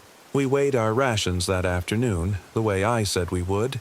We had pre-packed rice and jerky and nuts into Ziplocs and wrote their weights in Sharpie. The numbers were not right. Not by much, but enough to know we had either misremembered or that some math had happened in the night without our hands on it. "Maybe you ate," Tasha said lightly. "Maybe you did." We were both lying, and we both knew it. We had been hungry, and we had not eaten. That's a line you can't mistake once you've spent months in hospitals weighing what bodies keep and what they cannot. The sky held for us, the way winter sometimes makes a pact where everything else refuses. She shot an hour of thin aurora and laughed into her scarf at the way it refused to be green. She said the cloud ceiling would crack near midnight. "Hunger moon," she said, reverent. "I swear it looks closer this time of year." "It is," I said, though I didn't know if that was true. It felt more plausible than anything else we'd seen. After dark, I set the perimeter. Fishing line tripwire at knee height, sleigh bells tied every 6 feet, a dumb, human thing that felt sane because we could make it. The bells were bright against the snow. I laced a trash bag with the fat trimmings we'd saved. Don't waste calories, don't waste anything, and sprayed it inside with bear spray until the air itself turned caustic and my eyes watered. We carried it out 40 yards and hung it from a branch we could see from the RV window. "Decoy," I said. "It goes for what's easy. Everything does. What about what's hungry?" We stay hungrier for fire, I said. We stay louder. I slammed a pot with a spoon until the sound hurt, until Tasha smiled and shook her head, until my chest pain pulled like old wire. We made rules because rules are how people decide to live through a night. Never open the door unless the other says the phrase without delay. Hunger Moon, stay human. No last names, no full names at all if we can help it. Fire and noise before anything else. We stacked road flares on the dash, 2 in each cup holder and 1 tucked behind the visor. We fed steel wool into the stove to throw sparks and a stink that felt like a weapon. Why no full names? Tasha asked. I didn't want to tell her that when I had said hers to get her attention that afternoon, whatever was in the trees had set it back, just a heartbeat after me. Echoes get sharper if they have a shape, I said instead. It was the same thing, more or less. A lie bent toward kindness. I was learning how to do those. The storm's first edge brushed the spruce like a hand combing hair. By 10, flakes were the size of moths. Tasha dozed with her hat pulled low, her hand on her camera as if she could dream the shot into the sensor. I sat with my boots on and tuned the ham to white noise between frequencies. I left that hiss to fill the RV, a falsified breath, something that could confuse a mimic. The bells woke us. Not one. All. A chorus. The fishing line trembled and sound linked the posts in a round as if small hands had reached to ring each one. The decoy bag lifted once in a straight, vertical motion, like something had decided to test gravity. Then the bag tore with a sneer of plastic and fell. The bells kept chiming for a long breath. In the reflection on the window, they were suspended, pulled up and held, like someone twirling them in fingers long enough to be the wrong part of a dream. I grabbed a flare. Hunger Moon, stay human, Tasha said immediately. Hunger Moon, stay human, I said, no beat between us. I went out into the cold that takes you personally. The bells were falling in a line, one by one. When they hit the snow, they didn't bounce. They arranged themselves into a curve, a smile. The spray-soured fat had been sucked from the bag until only a puckered seam remained. I lit the flare, and the world bent, shadows buckling away from the light. I expected to see tracks. I expected to see anything. Snow smoothed itself shut as I watched, like an animal remembering its own skin. Back inside, we lost the furnace. It coughed once, and then failed the way an organ fails, with a small, high noise and a light that doesn't want to go out, but does. The RV temperature dropped as if a door had been left open into space. Frost crawled the windshield from the corners, and then from the center, something pressed a wrong-proportioned hand from the inside. The palm was the size of mine, but the fingers were narrow and too long and the thumb was set too low. The print didn't melt hardly at all, even though something had warmed that glass from breath or from heat that doesn't belong to this world. We both said, no, because sometimes no is a prayer. We lit 2 more flares and set one on the stove, another on the counter, then watched the way light made a circle that edges didn't like. The bells were quiet. The bear spray stink sat heavy. Little sparks from the steel wool popped like faraway fireworks. We slept badly in shifts and called it a victory. By morning, the clipper had a jaw. Snow traveled sideways and then upward, and visibility tightened until the spruce lines were Xeroxed and stapled to the air. We tried the radio for Bert at 10. No answer. We tried again at noon and got only a mechanical voice banging out the weather in a key that felt like lying. He's probably fine, Tasha said, which is the thing you say when you know fine is a card trick. We followed his ski trail. The strap of my right snowshoe tore neatly when I pulled it like someone had cut it earlier and folded the ends back together so it would fail when I needed it. I cursed once and then stopped because I didn't want to say anything the woods could keep. We moved like old people, steady and grim, bent into the wind. The bells on his tip-up clanged ahead of us in a rhythm that made my heart adopt its timing. We found his sled where the trees thickened. The runner half buried and coffee frozen mid-splash in the snow beside it, a brown blossom with petals of ice. Bert, Tasha called, and the wind carried her voice away like a child with a new coin. There were footprints. They were deep and narrow, pressed clean as cookie-cutter shapes. They led to a tree as slender as a mast, and they stopped, not faded, not drifted over, stopped at the bark, tidy as a lesson. You could stand where the prince ended and put your hands to the trunk and try to be him, and you would feel absurd and sad and small. Tasha took 3 photos, then lowered the camera and pressed her hand against the tree until the glove darkened with wet. "Trade," she whispered, not to me. "Don't," I said. We retreated because there was no going forward in that weather. You learn to live. You learn when to practice it. Halfway back, the RV loomed out of the white like a thing I'd imagined and then been granted. We were 10 steps from the door when something ran under the chassis. Fast, light, the way an animal that isn't heavy moves. The whole rig jolted. We heard a snap like a bone breaking or a rope being cut, and then we both smelled propane. Hot and sweet and wrong. I saw what I had to do, the sequence like a run sheet. "Don't open unless," I started. "Hunger Moon, stay human," she said immediately like a reflex. "Hunger Moon, stay human," I said back before I even thought it. I wrenched the door, slid under the rig, and cranked the main valve shut with fingers that had become someone else's. The wind tried to force the smell toward me. I held my breath until the edges of the world got soft and gray. When I scrambled up, there were marks in the dirty snow under the rig. 5 long lines as if a hand had reached up and played the frame like an instrument. We sat inside with flares lit along the dash like road altars and asked ourselves if the rig would start if we needed it to. The ignition had that older Ford sound I grew up with, the one that always resurfaces like a memory of a backyard. It turned. It caught. It died. It caught again and held, then tried to die and didn't. Sometimes that's all survival is. An engine that wants to quit and then decides to keep you alive a little longer. "We can't wait for this to blow over," Tasha said. She had lost the part of her voice that could make jokes. "We won't. We're going to drive while we can still see anything past the hood. We're going to make our own light." "How?"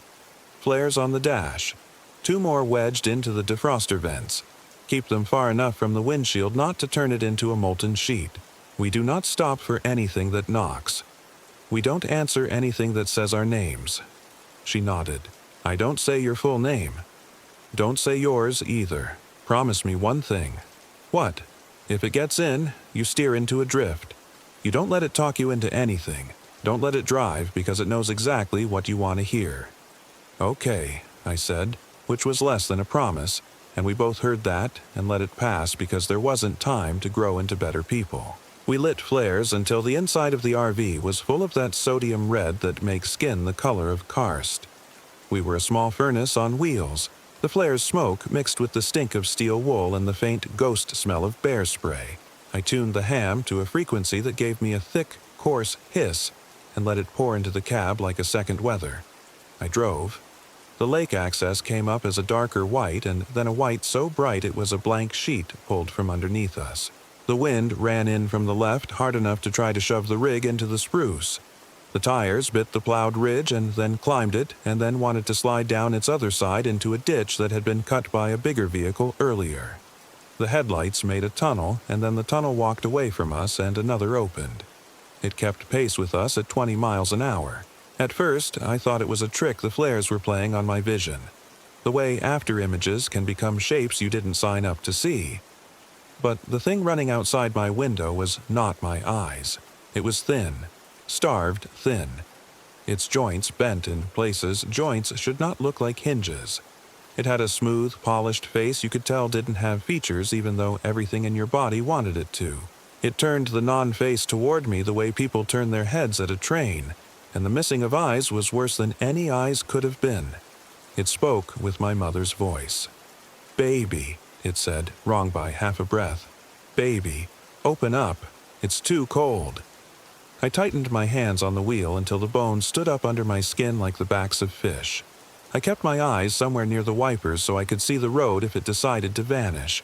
"Do not," I said to myself, plain as a bench, a word like wood. "Baby," it said again. The timing was off. If my mother had been there, she would have put her hand on my cheek to ask what I thought I was doing in such a place. The road ahead glazed while I watched it. The white went hard, went mirror, went the kind of slick that makes vehicles professionals built leave pretty sculptures. I eased off the gas. The RV fishtailed because that was what it was going to do. The back end swung like something pendulumed by a god. I corrected and then corrected the correction. Outside, the knot face dipped, and the tall thing folded to all fours like a question. And then it ran. My brain tried to say cheetah because of the speed, because of the way it kept pace easily at 25 miles per hour, because of the way it made a game of tapping the door with one long finger. Once, twice, reporting in. The tapping matched the chime I remembered from Bert's bell rig, which meant I was going to think of him later when there was quiet, and thinking of him later would be worse than this. "Trade," it said in Tasha's brother's voice. "Give ride." "Not today," Tasha whispered, and I loved her for saying it that plain.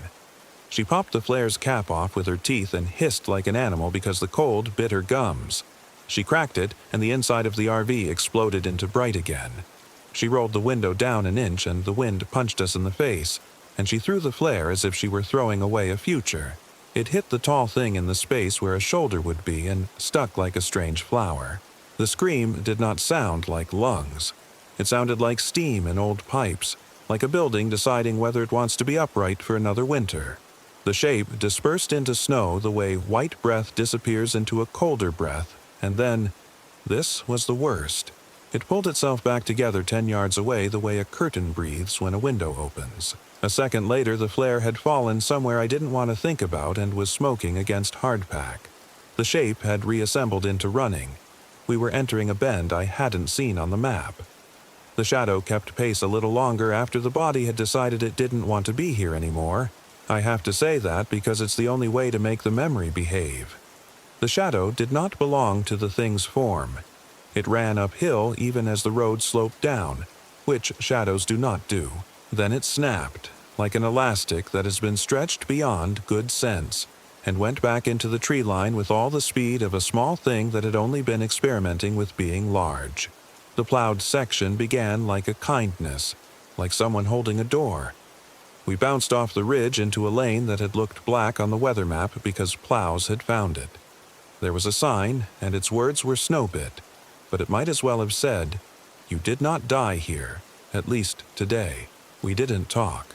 We didn't turn the radio off because the white noise was the only voice I trusted. We drove until there were lights, and then a real building, and then a human behind glass looking bored in a way that felt like church. We pulled into a gas station on the edge of a Grand Marais, the kind that smells like fried food you tell yourself you won't eat. The cashier, a kid with a nose ring and a sweatshirt with a moose that looked disappointed in your choices, looked out the window at us through our own exhaust and then back down at his phone. When we pushed in through the door and the bell chimed like a toy you give to a toddler to make them brave. He glanced up again and then did a second take. "You got bells all over your ladder," he said. He meant it as a question, but it came out flat with the accent of someone who had outgrown surprise too fast. We turned. There they were. A dozen small sleigh bells tangled in the rear ladder like medals won by the wrong team. They were not our bells. Ours had been tied 6 feet apart, bright and cocky. These were duller, older, a little crushed, like they had been clenched in a fist for too long. They looked like the bells on Bert's tip-up. We slept in the rig in the station lot because people like us don't know how not to do that. The flares guttered and went out one by one, and I listened to the furnace try to be a furnace again and fail less miserably than a few hours before. Tasha curled into the overcab with her hat still on. I closed the bathroom door, not because I was going to use it, but because closing doors is a way of saying you believe in rooms and the rules that define them. When I woke, there was breath on the mirror. Not mine, not Tasha's. The words written in it were block letters, slow and sure, still hungry. We filed a report that afternoon because I still believed in reports. I said a man might have gone through the ice or the trees or the thin places. I said I hoped he had walked out to a road somewhere, to a bar where coffee pours itself, to a motel where the heat is loud enough to count your heartbeats by. I said his name in my head and not out loud because I didn't want to sharpen anything that could listen. They looked for Bert. They found signs of a sled, and coffee like a flower, and a place where the snow might have slumped. They did not find a man. In the morning, when I went out to check the ladder again, the bells were gone except for one. It had been set on the bumper as if someone had placed it there with the flat of a palm. It was damp, warm, not from sunlight, warm like something had held it a while and only just let go. We left the Gunflint the way you leave a hospital when you're well enough to be told you can go, but not well enough to forget the smell. We ate pie at a place that had a framed photo of a kid holding a fish bigger than the kid. We didn't say much. We watched the door open and close and thought about people who came in out of weather and were allowed to stay. That night, in a motel with whale gray carpeting and a comforter that had seen enough lives to be a witness, I lay awake in the blue light of a television we didn't watch. I put my palm against the cold window and felt my own hand. I said my name in my head, first and last, carefully because names matter when the dark has an ear. I thought about Bert's bells and the way they had chimed when no hand touched them. I thought about the way the wolf had steamed where it lay, and how heat can be a kind of hunger, and how hunger can decide to learn to pace you as you drive because it has all the time in the world. I stayed sober. I stayed human. But at the edge of sleep, with road salt blooming white on the floor mats of my memory, I could taste iron, and the word that fogged the glass in my mind wasn't hungry. It was more. Story 4. My name is Mira Alvarez. I'm E31. This happened in late October on the Gunflint Trail, outside at Grand Marais, Minnesota, all the way to Trails End Campground, near Saganaga Lake. We came up for light, green, sky-slow light that people drive all their lives to see and sometimes never catch. The forecast said the aurora might brush the borderlands for a night or two, and that was enough for Noah to dust off his old checklist and enough for Sloane to pack every battery she owned. I told myself it was enough for me, too. The chance to stand under moving sky and feel small in a way that didn't hurt. We rolled the Class C, Noah's cousin's rig, the Kestrel, over the last rise before Grand Marais. At dusk, Lake Superior lay out there like an iron lung, breathing slow. The Kestrel rattled just enough to feel alive, but not enough to feel safe, which is how I felt most days. I drove. Noah navigated with a paper map so old the creases were pale as bone. Sloane filmed reflections in the window glass, catching our faces overlaid on the lake like we were already ghosts.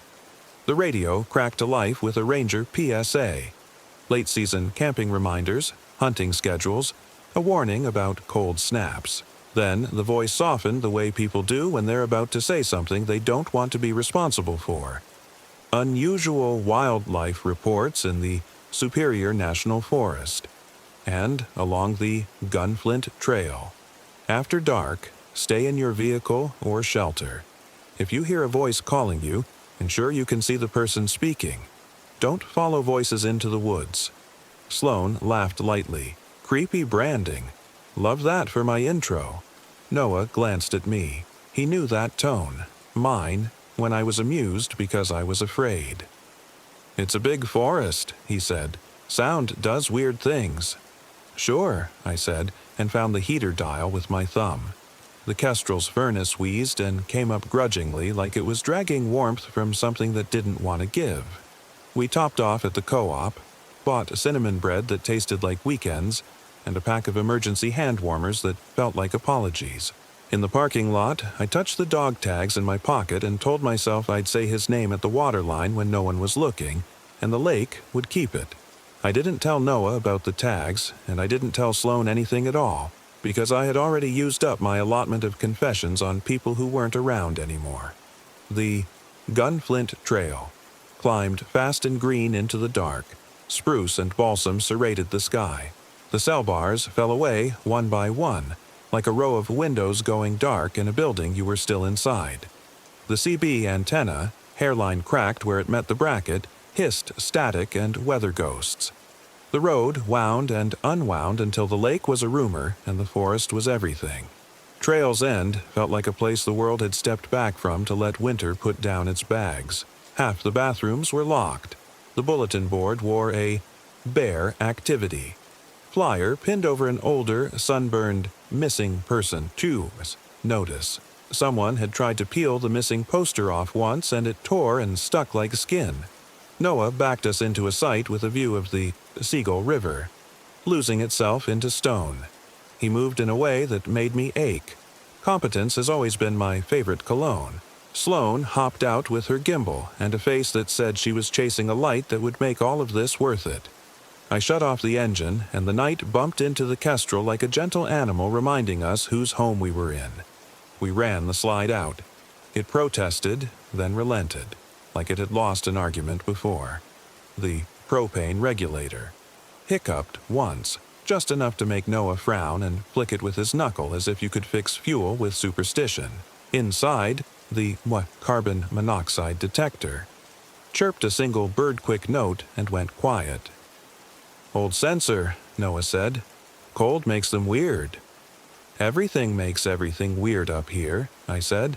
"That's part of the charm." He looked at me the way he always had when I made light of my own fear. Sloane didn't notice. She was filming the way the last color leached from the trees. "We can do the Aurora segment here if the KP hits. Then I'll shoot a B-roll at Chick Walk tomorrow." "You sure it'll be open?" I asked. "It's the shoulder season," Noah said.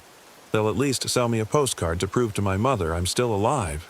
We ate dinner with our knees touching and our elbows in each other's ribs. I burned the skillet a little and laughed because that's what we'd always done when something small burned, and we were trying not to think about the big things that had. When I stood at the sink, I saw my face in the window glass, and in the reflection behind me there was the shape of trees, and, just for a breath, the suggestion of something between them, tall enough to make the pines look undecided. I blinked and it was gone. I told myself the forest had folded its own shadow back in. Sometime after 10, the EUO alarm chirped again. Noah popped the cover off, reseated the battery, and held it like a baby bird. "Sleep," he told it. It listened, for now. The morning bit. The Kestrel's aluminum bones clicked as they cooled. Breath fogged the glass. The coffee tasted like the first good decision anyone ever made. We passed the Chick Walk Museum, just before the docent turned the sign to open. Inside smelled like old wood and patient stories. A woman with hair the color of snow that has been here long enough to stop wanting to go anywhere smiled at us in a way that meant she saw 100 of us every season and took none of us for granted. Noah picked up a trail map. Sloane made a beeline for the corner with the dioramas. I stood in front of a black and white photo of 3 people on a frozen lake, all teeth and bravado. The docent glanced at the time and said, "It's late for leaf peepers, early for skiers. You 3 will have the place to yourselves tonight." "We came for the Aurora," Sloane said. "If it doesn't show up, I plan to sue the sun." The woman chuckled like she'd heard that before in 1978 and again last week. "If it's clear," she said, "do your watching from your sight. Don't go following voices. Sound travels. And night makes tricks." "Voices?" I asked, because my body already knew the answer and wanted my mouth to keep up. She shrugged. "The woods would prefer to keep what the woods has, and sometimes it asks nicely like someone you miss." She touched the edge of the counter, fingers tapping out a rhythm like a remembered song. "Don't say each other's names out there. Don't make the trees listen. And don't talk back to anything you can't see a mouth on." Sloane aimed her camera down. "Is this folklore or advice?" the woman said cheerfully. "Both kinds tend to be true." On the way back, we passed 2 anglers in a dented truck chewing jerky in the morning. They asked Noah about the road conditions up beyond Round Lake. He, without thinking, did what people do. "Name's Noah," he said, and then he thumbed toward me like a reflex he'd spent years acquiring. "This is Mira Al M," I said quickly, and shook a hand that smelled like cold fish and coffee. I smiled too wide and hated washing the seconds after the moment when someone you love says your full name into a place that can keep it. We hiked a few miles on a spur trail, quiet except for the sound of snow that wasn't here yet in the wind. The Seagull River shouldered past rocks with the calm of a big animal that never hurries because it never has to. A deer crossed our path, delicate and foolish, and left prints where the toes were too long and the heel too heavy for a first few steps before they settled into hooves. Did it slip? Sloane asked and bent to film. The lens loved the shape of the track, loved the way it made a story whether there was one or not. Probably, Noah said, but he was thinking about the way the ragged prints pointed toward us, and I was thinking about how sometimes bodies remember other shapes the way places remember other names. By late afternoon, the sky went the kind of glassy that is really an opening. We made dinner early so we could stand in it, the propane regulator, and coughed and then caught. The go alarm chirped once and stayed quiet, like it knew it had won the argument no matter what. Night came as a decision the forest made without our vote. The aurora bled in from the north like something written in a language you don't read but recognize that someone loved. Curtains of pale green moved over the tree line like breath you could see. Sloane put on her brave face, the one she uses when she's about to walk toward something everyone else walks away from, and took her tripod 20, 30, 40 yards out in front of the site. I told myself it would be fine. I told myself a lot of things because self-talk is the only way I've ever gotten through anything I couldn't treat or carry. The CB antenna fizzed, then resolved into a woman's voice from somewhere far and tinny, the way memories sound when you try them on. Static broke her words into prayer beads. Mira, sweetheart, left the stove. My hand closed around air and stayed there. Noah's eyes cut to me. Sloane didn't look up. It's nothing, I said to Noah, and hated how quick I was to lie for the sake of the room. The wind quit like someone unplugged it. Sound found us. From the stand of the balsams across the loop road, a man said, clear as a hand on my shoulder, "Kiddo, bring the tags closer to water. I've been waiting."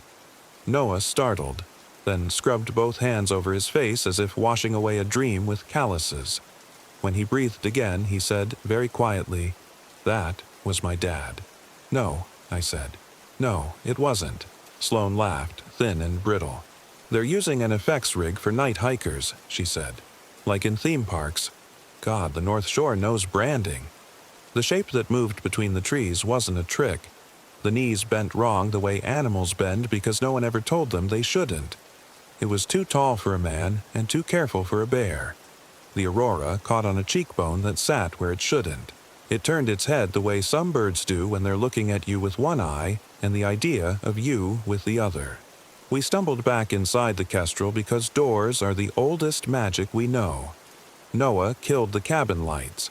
Sloane's lens captured a last smear of green sky before she dragged the curtains down like she'd yanked a shade on her own face. We didn't talk for a long time. When we started, our mouths moved around rules as if we'd been given a manual once and lost it and were trying to remember it together. "Don't say our names," I said. "Stay together," Noah said. "Don't invite anything in," Sloane said, then managed a crooked smile. "No vampires, no Jehovah's Witnesses." "Eat," I said, surprising myself. "Cold and hunger, don't give it anything to work with." "First light," Noah said, and we held to that as a shape. Something tested the step. Something put weight where weight shouldn't be. The alarm shrieked, and we ripped the cover and the battery out, and it kept screaming for another 8 heartbeats, and those beats are the ones I remember when my chest is quiet, and I want it not to be. The slide-out crept open a thumb's width, and then another, slow and sure as an old man showing you a trick you don't want to see. Through the gap, fog from breath feathered, condensed, vanished, and feathered again as if someone stood with their lips to the seam, exhaling and smiling at their own cleverness. Noah shouldered it shut and jammed the lock bar into place. It bowed slightly and held. On the CB, a voice that was mine said all of our names like we were the beginning of a story it loved telling. Sloane pressed her hands to her ears and hummed, "Take on me," to drown it out, and I wanted to laugh and couldn't find where laughter lives. We ate granola with shaking hands and pretended it was enough to keep anything alive. Around 2 in the morning, the kestrel rocked in a way that wasn't wind. 2 steps to the door. A pause. 2 steps back. A scratch that wasn't claws exactly. A drag that wasn't a foot exactly. I put my fingers on the counter and told them to feel something real. At some point, I slept with my eyes open. At some point, I dreamed with my eyes shut of Snow climbing into the rig with sensible shoes on and a smile. At some point, the light behind the curtains grew that specific, merciful blue. Noah's hand found my shoulder. "First light," he said, like a spell that required witnesses. We moved fast because moving slow teaches fear new words. The propane hiccuped again, then flared too bright. The shape in the trees showed itself for the first and last time without asking our permission. Skin like paper over kindling. Teeth that didn't know when to stop. No antlers, just the memory of a man stretched along a scaffolding he wasn't built for. It cocked its head as if considering a deal it had made with itself. Noah gunned it. The seasonal gate splintered like ribs. The kestrel fishtailed onto pavement, and every bolt in her frame sang a different hymn. I didn't look in the side mirror because sometimes the small mercies are the things you refuse to see. We made it half a mile. Then the left rear tire let go all at once, a shredded black confetti that decorated the ditch. We limped to a plowed turnout that looked like a gift until we got out and the cold hit our throats like hands. Noah hauled the jack. I hauled the spare.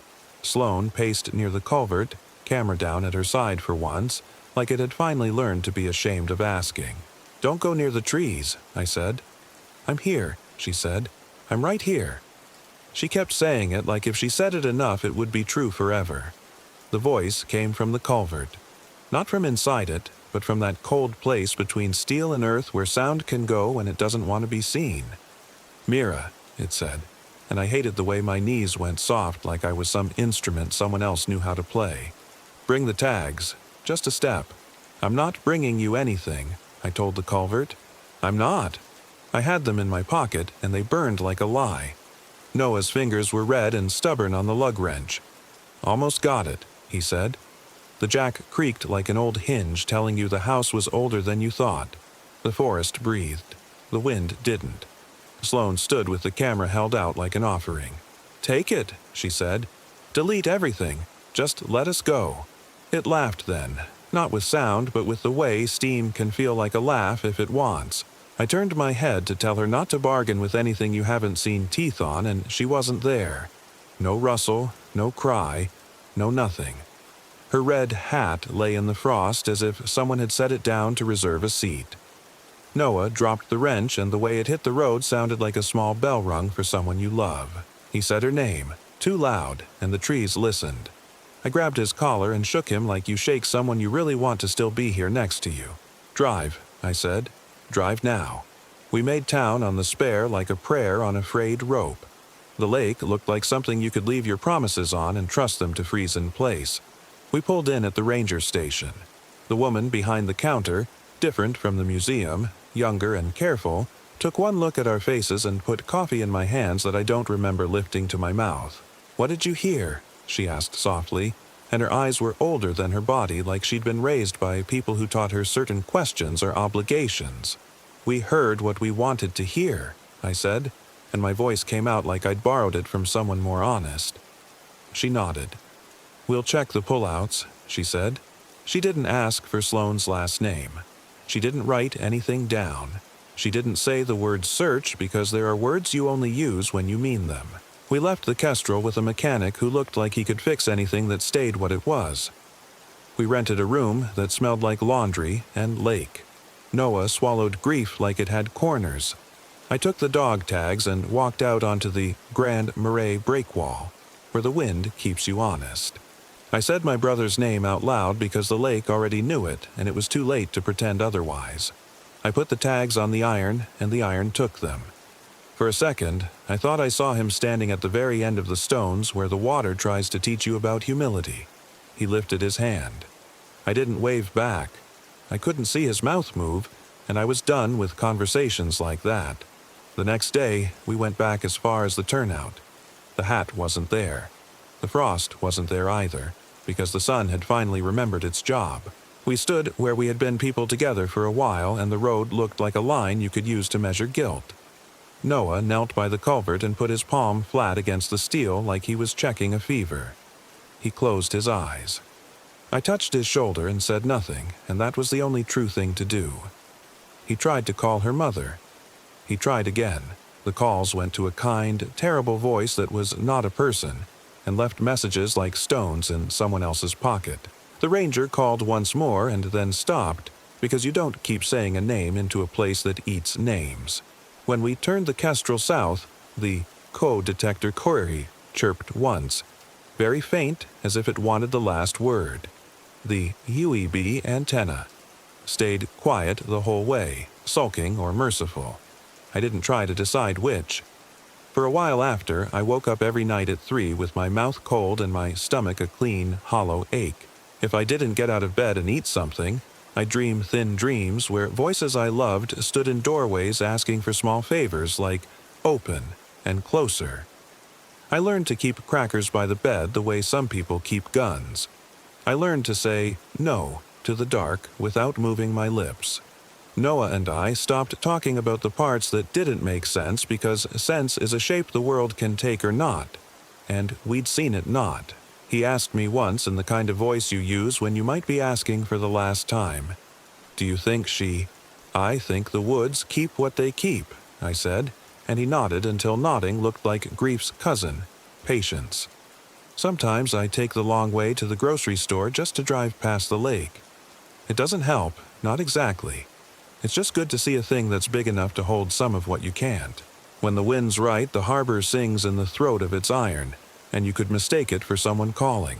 I don't. I've practiced.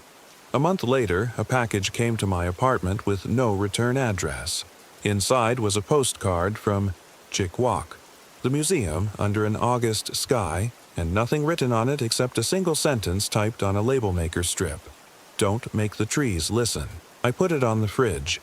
I eat before bed. I keep the curtains closed at night because sometimes mercy is a small square of fabric between you and the kind of looking that leaves marks. No one found a body, and no one found a camera. Some mornings I wake and think, for 3 feral seconds, that if I were to go back I might find a footprint that starts wrong and ends right again. Then the seconds end, and I remember that survival is not a morality tale.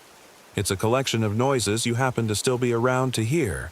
On the winter solstice, I drove north enough to see the aurora again from a dull mall parking lot with a bad view of everything. The lights were weak and brave. I said out loud to the roof of my car and the air that knew me better than I wanted, "I'm Mira, 31. I'm here." No one answered, which is how I knew I'd said it in the right place. If I ever go back up the Gunflint, and it will be in high summer, with more people than I like and noise I didn't think I needed. If I ever camp at Trail's End again, I will say nicknames and read paperbacks and make the kind of soup that turns hunger into a memory, not a plan. I will not follow any voice anywhere. I will make the forest listen to nothing but my silence and the silly singing from the radio. I will tell Noah, if Noah is with me, that wind can sound like whatever you miss, and we will miss things together sitting very still with our hands on each other's sleeves so the trees can learn nothing. There's a rule I didn't know until I did. First light isn't a guarantee. It's a door. You can still choose not to walk through. You can still stop. We didn't stop. We drove the kestrel's stuttering heart through a gate and down a road that was only ever going to take us out, not back. We counted breaths. We ate our crackers. We spoke to things we could see. We gave nothing our names. If the wind up there wants something, it will keep asking. That's the nature of wanting. Sometimes when it leans on my apartment windows at 3 in the morning, it sounds like a alarm in the next room, and I lie very still and let something in me stay asleep on purpose. And sometimes when I'm making breakfast and the kettle sighs, I see for a blink frost ferns on the glass, tiny leaves all pointing in the same direction, as if something outside is reminding me which way the trees lean right before snow. I rinse the mug, dry my hands, and eat a little more than I want. Then I open the blinds to morning, and I don't say anybody's name. Story 5. My name is Reese Porter. I'm 34, and this happened in Chatham County, North Carolina, at a clearing the maps call the Devil's Tramping Ground. I've patched perfused arteries on kitchen linoleum at 3 a.m., crawled under wrecked pickups with gasoline in the air, and done compressions until it felt like my own sternum would crack in sympathy. I'm a paramedic on leave. Ordered, not asked, after a call that stuck its hooks in me. The schedule said I needed rest. My hands kept telling me to check a pulse that wasn't there. Elena said a weekend would help. We'll drag Marcus and Tasha, she promised. You can listen to the wind do nothing for 48 hours. We'll camp by Jordan Lake, and you'll remember you're human. Elena is my sometimes partner, mechanically fearless, equal parts socket wrench and dare. We don't fit, not really, but we keep checking anyway like you check a door you know you locked.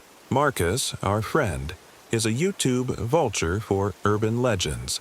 A smile you can feel in the thumbnail text.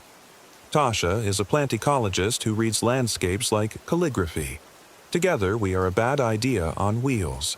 A 26-foot Airstream behind my aging 4x4, 1 bent stabilizer jack, 2 lithium batteries that started BMS tripping exactly when the dealer said they wouldn't, a small inverter generator, 4 camp chairs, and a fistful of charms we swear we don't believe in. I'd heard of the place. Everyone around here has. A bare ring in a pine forest off a red clay road. They say nothing grows within it, and anything you leave inside is thrown out by morning. Teens make out on its edge and dare each other to nap inside. Hunters avoid it even when the deer are thick. A man in the next county swore he saw hoof prints in the frost that stopped at the circle and refused to cross. We turned off the paved road just before sunset, the world going copper behind the loblolly pines. The Airstream jittered across washboards, the hitch creaking a note that made me press my tongue to a molar. A sagging sign with bullet pocks said, Devil's Tramping Ground, R.D. The air smelled like hot resin, like someone had licked a battery. You know why people name things like this, right? Tasha asked from the back seat, her palm braced on a tote of flags and soil probes. You name the thing that scares you so you can talk around it. Or so you can SEO it, Marcus said from the passenger seat. He had a camera running already. He always does. Mid-roll add possibilities. Devil clears your junk. Marie Kondo with hooves. Elena, wedged beside Tasha with our toolbox on her lap, jabbed him with a knuckle. Don't say devil 10 times, she warned. He shows up when you hit the algorithm. The Airstream bucked as we dropped into the last rut. The trees parted. The clearing presented itself like a coin press. A perfect ring of bare earth the size of a modest living room, pressed flat among ankle-high grass and pine needles. It looked wrong the way a healed scar looks wrong. No weeds pushed up, no leaf litter slept there. It was as if someone vacuumed with ruthless precision every hour and then ironed the ground for good measure. I put the truck in a park, and the sudden stillness made my ears ring. Cicadas rasped, slowing. The air felt 5 degrees cooler on the skin between my shirt buttons. Okay, Marcus breathed, camera against his cheek. Hooky, cold open. Give me wonder, give me dread. Give me the jack, Elena said, slapping the toolbox open as she hopped out. The rear left stabilizer is bent. We're gonna rock all night if I don't fix it. I'm measuring the ring, Tasha said. She hopped out with a coil of nylon rope and began pacing the circumference, dropping flagged wire stakes every few feet. If it's a perfect circle in an irregular space, that's interesting. I climbed out last, palms on the cool of the aluminum skin. My shoulders unspooled 1 vertebra at a time. The day slid toward gold. Jordan Lake was a smear of lighter trees beyond the pines. I thought of quiet water, of sleeping without waking to the musical glitch of monitor alarms. Reese, Elena called from under the trailer, kick the chalk. She revved the drill. The stabilizer, Jack groaned through 2 degrees of almost straight. The generator coughed when she tested it. 1 surge, a sullen idle. She frowned, lifted the lid, and checked the plug. Don't be a diva, she told the machine. We're making friends. Marcus tramped toward the ring like a man arriving exactly where he deserves to be. We're late, but the light is chef's kiss, he narrated. The devil's. He stopped to let the camera get the angle of the bare earth in the pine needles. Tramping ground, Chatham County folklore. Tonight we sleep inside. No, Tasha said without looking up. She made a face like she'd bitten a lemon. "We're not trivializing a burial ground to feed your comments section. It's soil," Marcus said. "I want to debunk. Imagine the views. Imagine sunlight and nothing happens. We prove a legend is just a story in an ecosystem." "It's not just a story," a voice said. We all turned. An older couple stood at the tree line with a beagle straining backward on her leash. The woman had knees like knots. The man held a hand flat to the brim of a hat with a feed store logo. They were the kind of people who warn you because they remember what not warning cost someone else. "It walks," the man said, almost apologetically, as if we might take offense at his folklore. "It walks the circle while you sleep, and you'll hear it until it knows your name." The beagle whined and pressed her belly to the pine needles, refusing to cross the shadow the ring cast. A joke rose to Marcus's tongue. He swallowed it. "What walks?" he asked. The woman just shook her head, eyes going to the ring as if the ring could hear the question and remember the mouth that asked it. "Don't stay the night," she said. "And if you do, don't put anything inside." The dog whimpered as if seconding the motion. They moved on toward the road without waiting for us to answer. The beagle stared back once, ear trembling.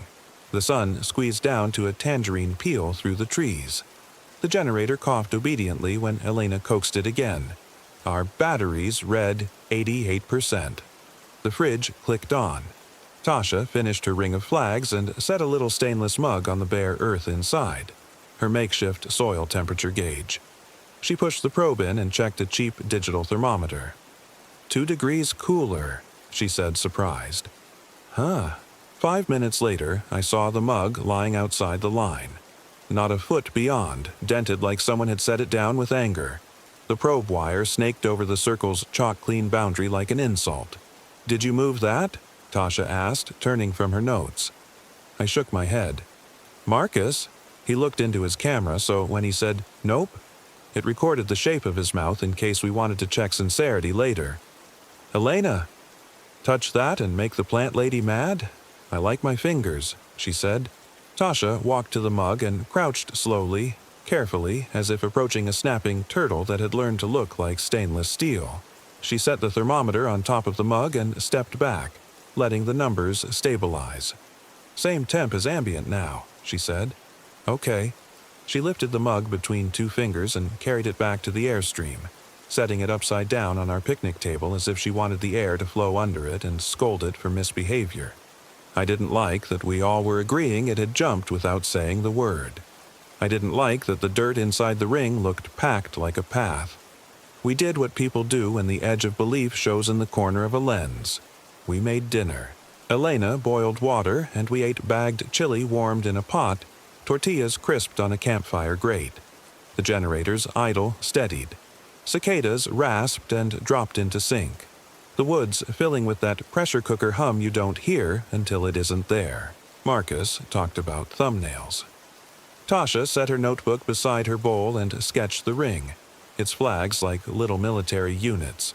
"Do not film me sleeping," I told Marcus, wagging a tortilla at him.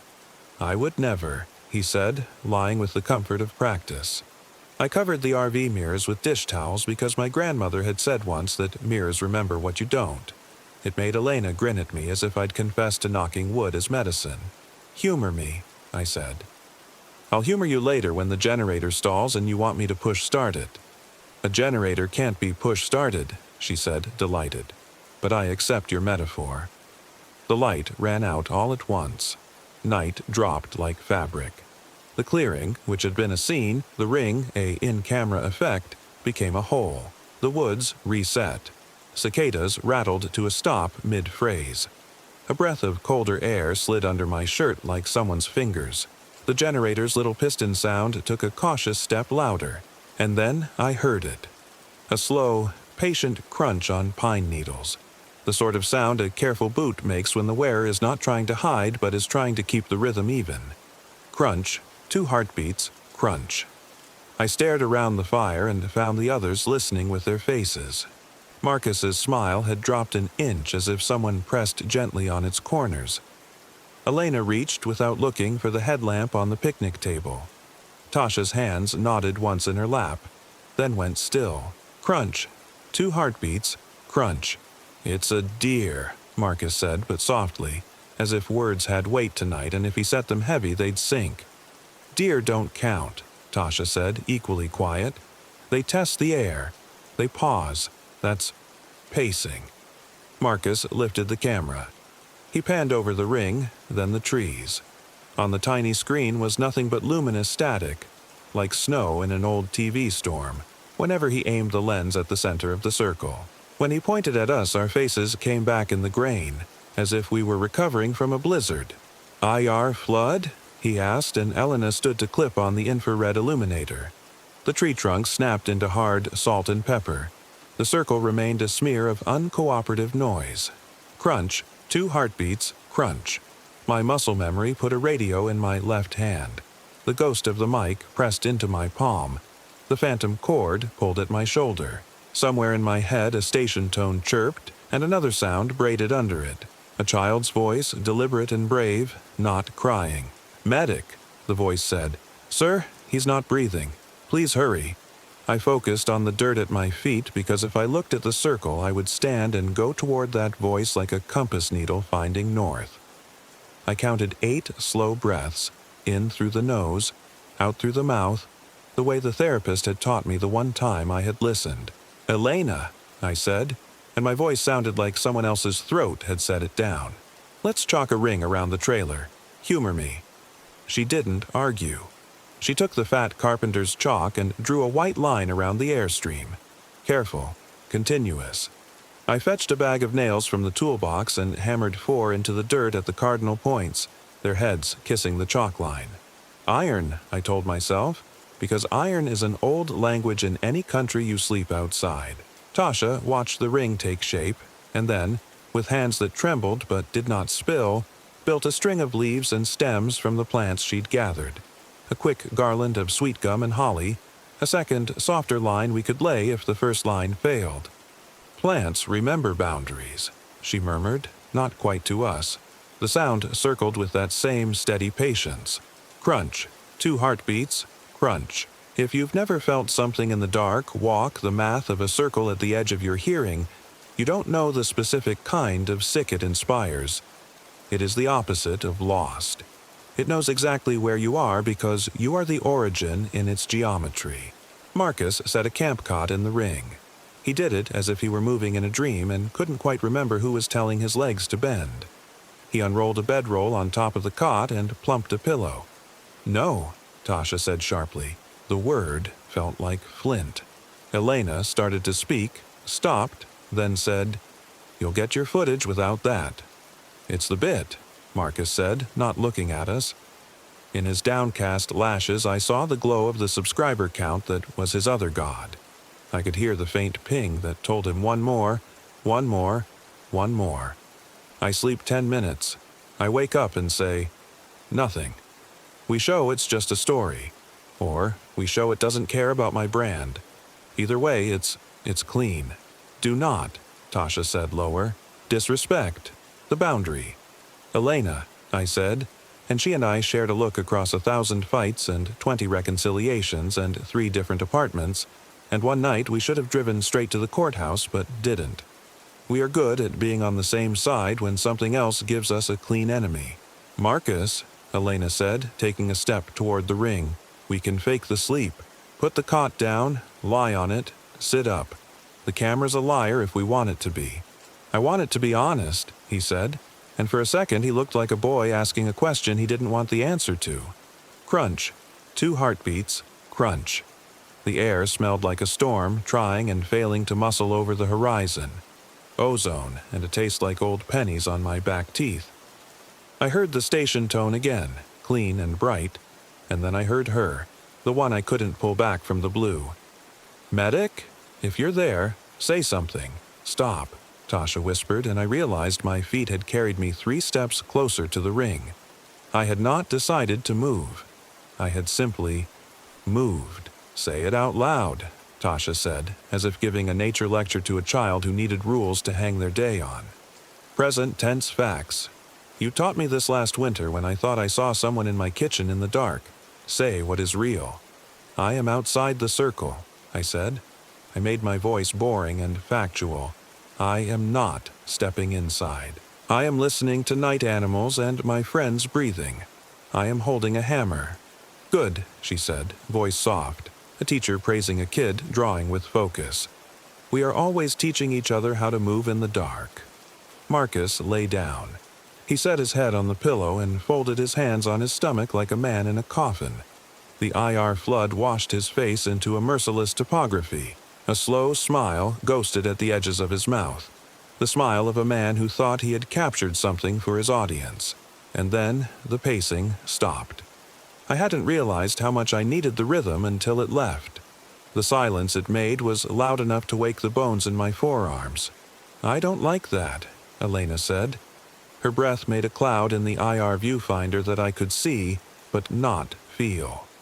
Reese, a voice said in my ear, let him finish and I'll give you back the call you lost. It was my voice. Not a trick of phrasing or an impression. My own timbre, my own nasty little rasp when I am tired. The exact shape my vowels take when I am trying not to be too gentle and failing. It sounded like I had put my mouth against my own ear and whispered a promise I had no right to make. I swallowed. The swallow sounded like a crack in the quiet. I looked at the ring and found that my hands were extending, palms up, as if I were asking to be given something. No, I told myself, like a medic talking down an anxious father who wants to ride with us and keep opening the doors. No, no promises. The wind picked up without warning, and then, just as suddenly, died. The bedroll on Marcus's cot snapped once and lay still. The cot itself twitched an inch, the way a hand twitches in sleep. Then, with a noise like a flat palm against a table, the bedroll flew off the cot and landed outside the circle at my boots. There was no gust to throw it, no hand. It simply arrived where it shouldn't be, as if someone had decided for it.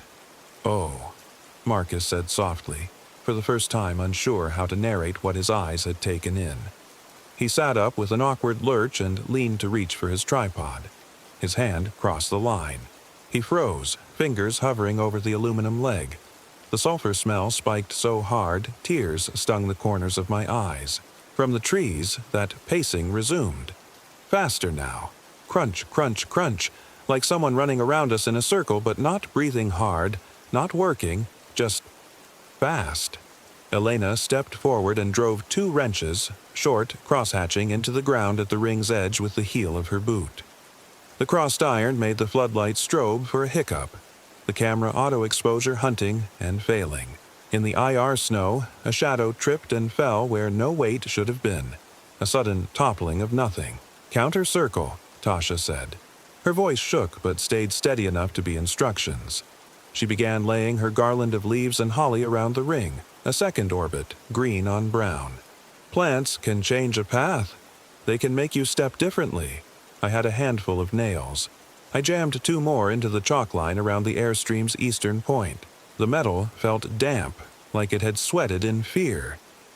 Inside the ring, Marcus's tripod sat like a challenge. He looked at it with the love a certain kind of man feels for his work, the way I have looked at a monitor when it begins to look like a heartbeat. He reached and grabbed a leg, jerked at it, and wrenched the whole thing toward him, his torso twisting with a little grunt. His shoulders crossed the boundary. "Back!" I barked, a command voice with the volume dialed down to respect whatever it is that actually owns the sky. I lunged and got my fist in the waistband of his jeans like a kindergarten teacher grabbing a kid who is about to run into the street. I hauled backward with all of the strength that has nothing to do with the gym and everything to do with a lifetime of moving unconscious weight without letting it break you. He slid across the line on his ass, panting. Tripod clutched to his chest like a rescued child. The pacing in the trees missed a beat, and then another, caught itself, and ran on. Tasha's garland lay complete now, a green ring outside the ring. Elena hammered another pair of nails into the chalk. Forced. The airstream groaned on its jacks like a big animal shifting its hips to ease a cramp. The chocks under the wheels, meant to keep it from rolling, moved a fraction of an inch out of true on perfectly level ground. "I am outside the circle," I said again, because it was the only spell I trust. "I am standing on pine needles. My hands are empty." The voice in my ear, the one with my shape, tried again. "We could fix it," it said, not mean, not wheedling, just inevitable. "If you let him finish, one more minute, you deserve to fix it." I wanted to answer. I wanted to say the patient's name. I never say out loud because names make the dead too heavy to carry. I bit the inside of my cheek until copper flooded my mouth. I reminded my hands to stay hands and not reach. "We need to give it something," Tasha said, not looking at any of us. "It rejects offerings. That's a rule here, but it also eats promises. You feed something either way." "What do you feed something you can't see?"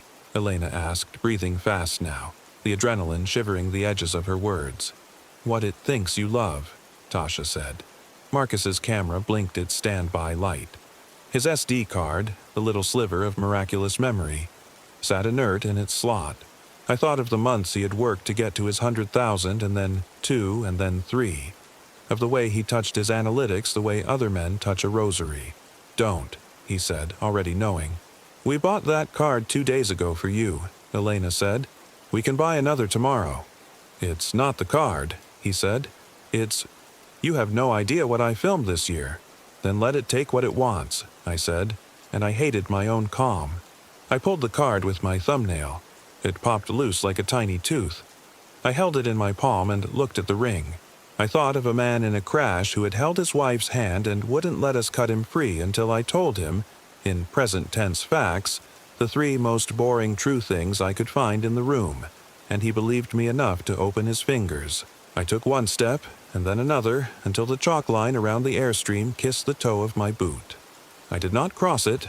I lifted the SD card and made my voice a case report. No extra adjectives. No sugar. "I am throwing this into the circle," I said. "I am not stepping inside. I am not bargaining. I am not promising anything." I flicked the card with my thumb and watched it arc. It seemed to hesitate in the air as if deciding whether to obey physics. It landed in the center of the ring with a little plastic tick. For a heartbeat, nothing happened. Then a sound like a match flaring came from the bare earth. A thin line of smoke rose. When we found it later, it had been spat just outside the circle, resin bubbled and warped like melted candy. The pacing slowed without drama. Crunch, 3 heartbeats, crunch. Then crunch. 5, crunch. The sulfur smell dissipated, replaced by the honest stink of our generator. The cicadas, as if embarrassed by the showy silence, picked up their rattles. I realized I had been braced for something to take my ankle in its fist and drag. It didn't. It walked. And then, for this night at least, it stopped walking. We did not cheer. There are victories that make you too aware of how you won them. We cleaned the fire up, put a lid over the embers, tightened the gas caps, stacked the chairs. We moved slowly and did not look at the ring as if to look would be to invite it to ask for a tip. "Sleep in the rig," Elena said, and for the first time all evening she sounded like what she has always been for me. Home with a face. We zipped the airstream and pretended the thin skin was more than it was. I checked the chalk line twice. I touched each nail. The generator ticked and cooled, its heat making little private weather in the dark. Marcus lay on the dinette cushions, staring at the ceiling like a man whose church had told him a story he hadn't wanted to hear. Tasha curled on the lower bunk with her notebook clutched like a diary a 13-year-old would hide under a mattress. Elena brushed her teeth with a violence that would have made enamel flinch if enamel were sentient. I covered the bathroom mirror even though I already had. I clicked off the lights and lay down on the upper bunk, one arm flung out of the sleeping bag. The night pressed a thumb into the hollow at the base of my throat. The pacing did not return. Nothing thumped against the airstream's skin. Nothing whispered my name in my own mouth. In my sleep, I ran a call the right way. It was only later that I recognized what a particular cruelty that dream had been. I woke just before dawn because the woods were holding their breath. The world felt like it had been wiped with a dry cloth. My tongue tasted like metal. My first thought was that the generator had eaten a bearing. My second was that the refrigerator was too quiet. I rolled out of the bunk and dropped to the floor. The batteries read 44%. The fridge had cycled off in the night, hunting and failing. Elena flipped a switch and the inverter hiccuped, then held. The lights came up with a stubborn sigh. "Okay," she said. "Okay enough," I said, and we cracked the door.